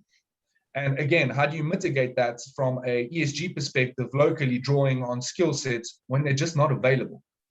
So in my mind, I think that there is a bit of a disconnect between how government is setting up policies and what they're looking to incentivize versus what's actually needed. And we should look to draw on examples from one another in Africa and how we're tackling, especially the incorporation of artisanal miners into the formal supply chains. And a lot of it has to do with technology. Again, referring to my previous example, in Africa is massive. It accounts for probably 80% of all vehicles on the road. And the reason why it does that is because there's cheap imports from across the world that you can bring it at a fraction of the cost. But the most interesting thing about that is it's not the cheap cost that's drawing the consumers to buy it. It's the ability to be able to tinker, fix, to work around that component, knowing that you can make it to your liking. So if we had to put technology in the hands of more of these artisanal miners and let the natural course of progression of learning and developing your own skill sets by using that technology, I think that you'll find a lot more connection across the value chain. And then when some government does put something on the table, there are going to be a lot more feasible options. Right, thank you. That would be my take on that particular perspective, Dion. Sorry to interrupt, Ogi. Titi, can we have your finishing words? Give us what does the future look like? What do the solutions look like? I think the future is, really bright and great for mining. If you look at, as Ofi was saying, the value chain of mining, from pit to port, there's so many opportunities. If I start at the end, looking at mining logistics, we have backlog at the moment in the country, from rail to warehousing. There's opportunities there to build new solutions to get us to get more product out of the country. Before then, that part of logistics, there's also beneficiation. It's been talk of mining in Davos, beneficiating the minerals that we mine. So there's opportunities there to beneficiate minerals in our country, but also in our neighboring countries. We know that DRC has got all the minerals you can think of in the continent or in the world. And there's an opportunity to, beneficiate, some of the minerals in our neighbors in our country. There's energy solutions. There's ESG. There's even, some guy who's looking at mining the moon. So the opportunities in mining are endless. And I would encourage young people to learn a little bit more, outside of the traditional mining. There are a whole lot of opportunities that are great, that are exciting, including a 17-year-old. So maybe he might be interested in mining the moon. Yeah, I'll put him in touch. Thanks, Titi. Thanks very much for your time. I know you have to log off. Ogi, your finishing words? I think, again, Dion, we need to be embedding the view that the mining sector has got a massive contribution to make, not just to the local economy, but to the global one. If we look at how many minerals are coming out of Africa alone, like what Andrew was mentioning earlier, we account for the bulk of them. Aside from a few other places in the world, the most developed mining sectors are here in Africa. So what we need to be doing is aligning with the transition, especially in terms of energy. As the demand for new minerals picks up, we need to be prepared with appropriate technology to be able to mine those minerals cost effectively, while also bringing in a suitable and skilled supply chain of human resources. And then also at the same time, the downstream aspect of adding more value to each of the minerals that we are actually exporting is necessary. Because if we create that entire value chain and we're actually housing it here, the opportunity for us to really maximize the contribution of the mining space is exponential in my mind. It's like I say, the disconnect is too big at this stage. And I would go to grassroots levels. I would try and structure curriculums and systems in those places where communities are dependent on mining companies for employment, but not only from the perspective, like I was saying, pick and shovel. Start embedding those more niche skills and technological aspects within the curriculums now. If you have to put a smartphone in the hands of an 8-year-old, 10 years from now, they'll have even less. What am I saying? A year from now, they'll have that thing unpacked more than you and I or anybody on the panel. So do the same with all other digital technologies and start integrating it. That would be my biggest recommendation. Great. Thank you, Augie. Andrew, your finishing words for us, please. I'll keep it very short for the sake of Tabang, who's nervous. Yes. Energy is going to drive so much of energy, and decarbonization is going to drive a lot of mining demand, and it's a lot of the challenges in mining.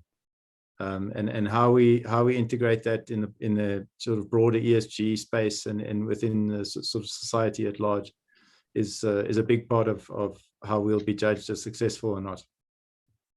Thanks, Andrew. Thank you very much, both of you, for your time and your incredible contribution. And hopefully we've given everybody a little bit of food for thought in trying to come up with solutions to what is such an important topic for us to drive South Africa's agenda forward. Thank you for your time. Thanks, Dion. Thanks, Augie. Thank you, Tabang. Thanks, Andrew. Nice meeting you. Thank you, Tabang. Nice. Bye.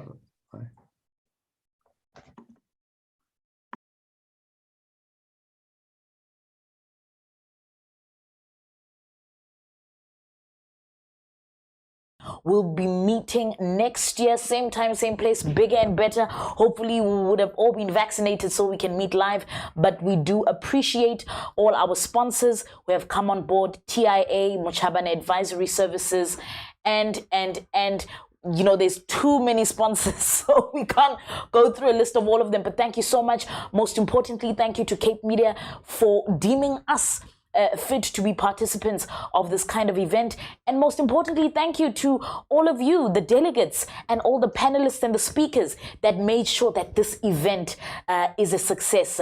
May we continue to rely on the market and soar even higher as the eagles that we are. May we continue to provide solutions to problems that are in industry. May we charter forward and understand that skills development relies on us to be pioneers and to make sure that the change we want to see, we take responsibility of that. With that, ladies and gentlemen, I am signing out, and I say the sky is not the limit. It is only the starting point. Thank you for tuning in and for being with us in the Skills Development Summit. Until next time.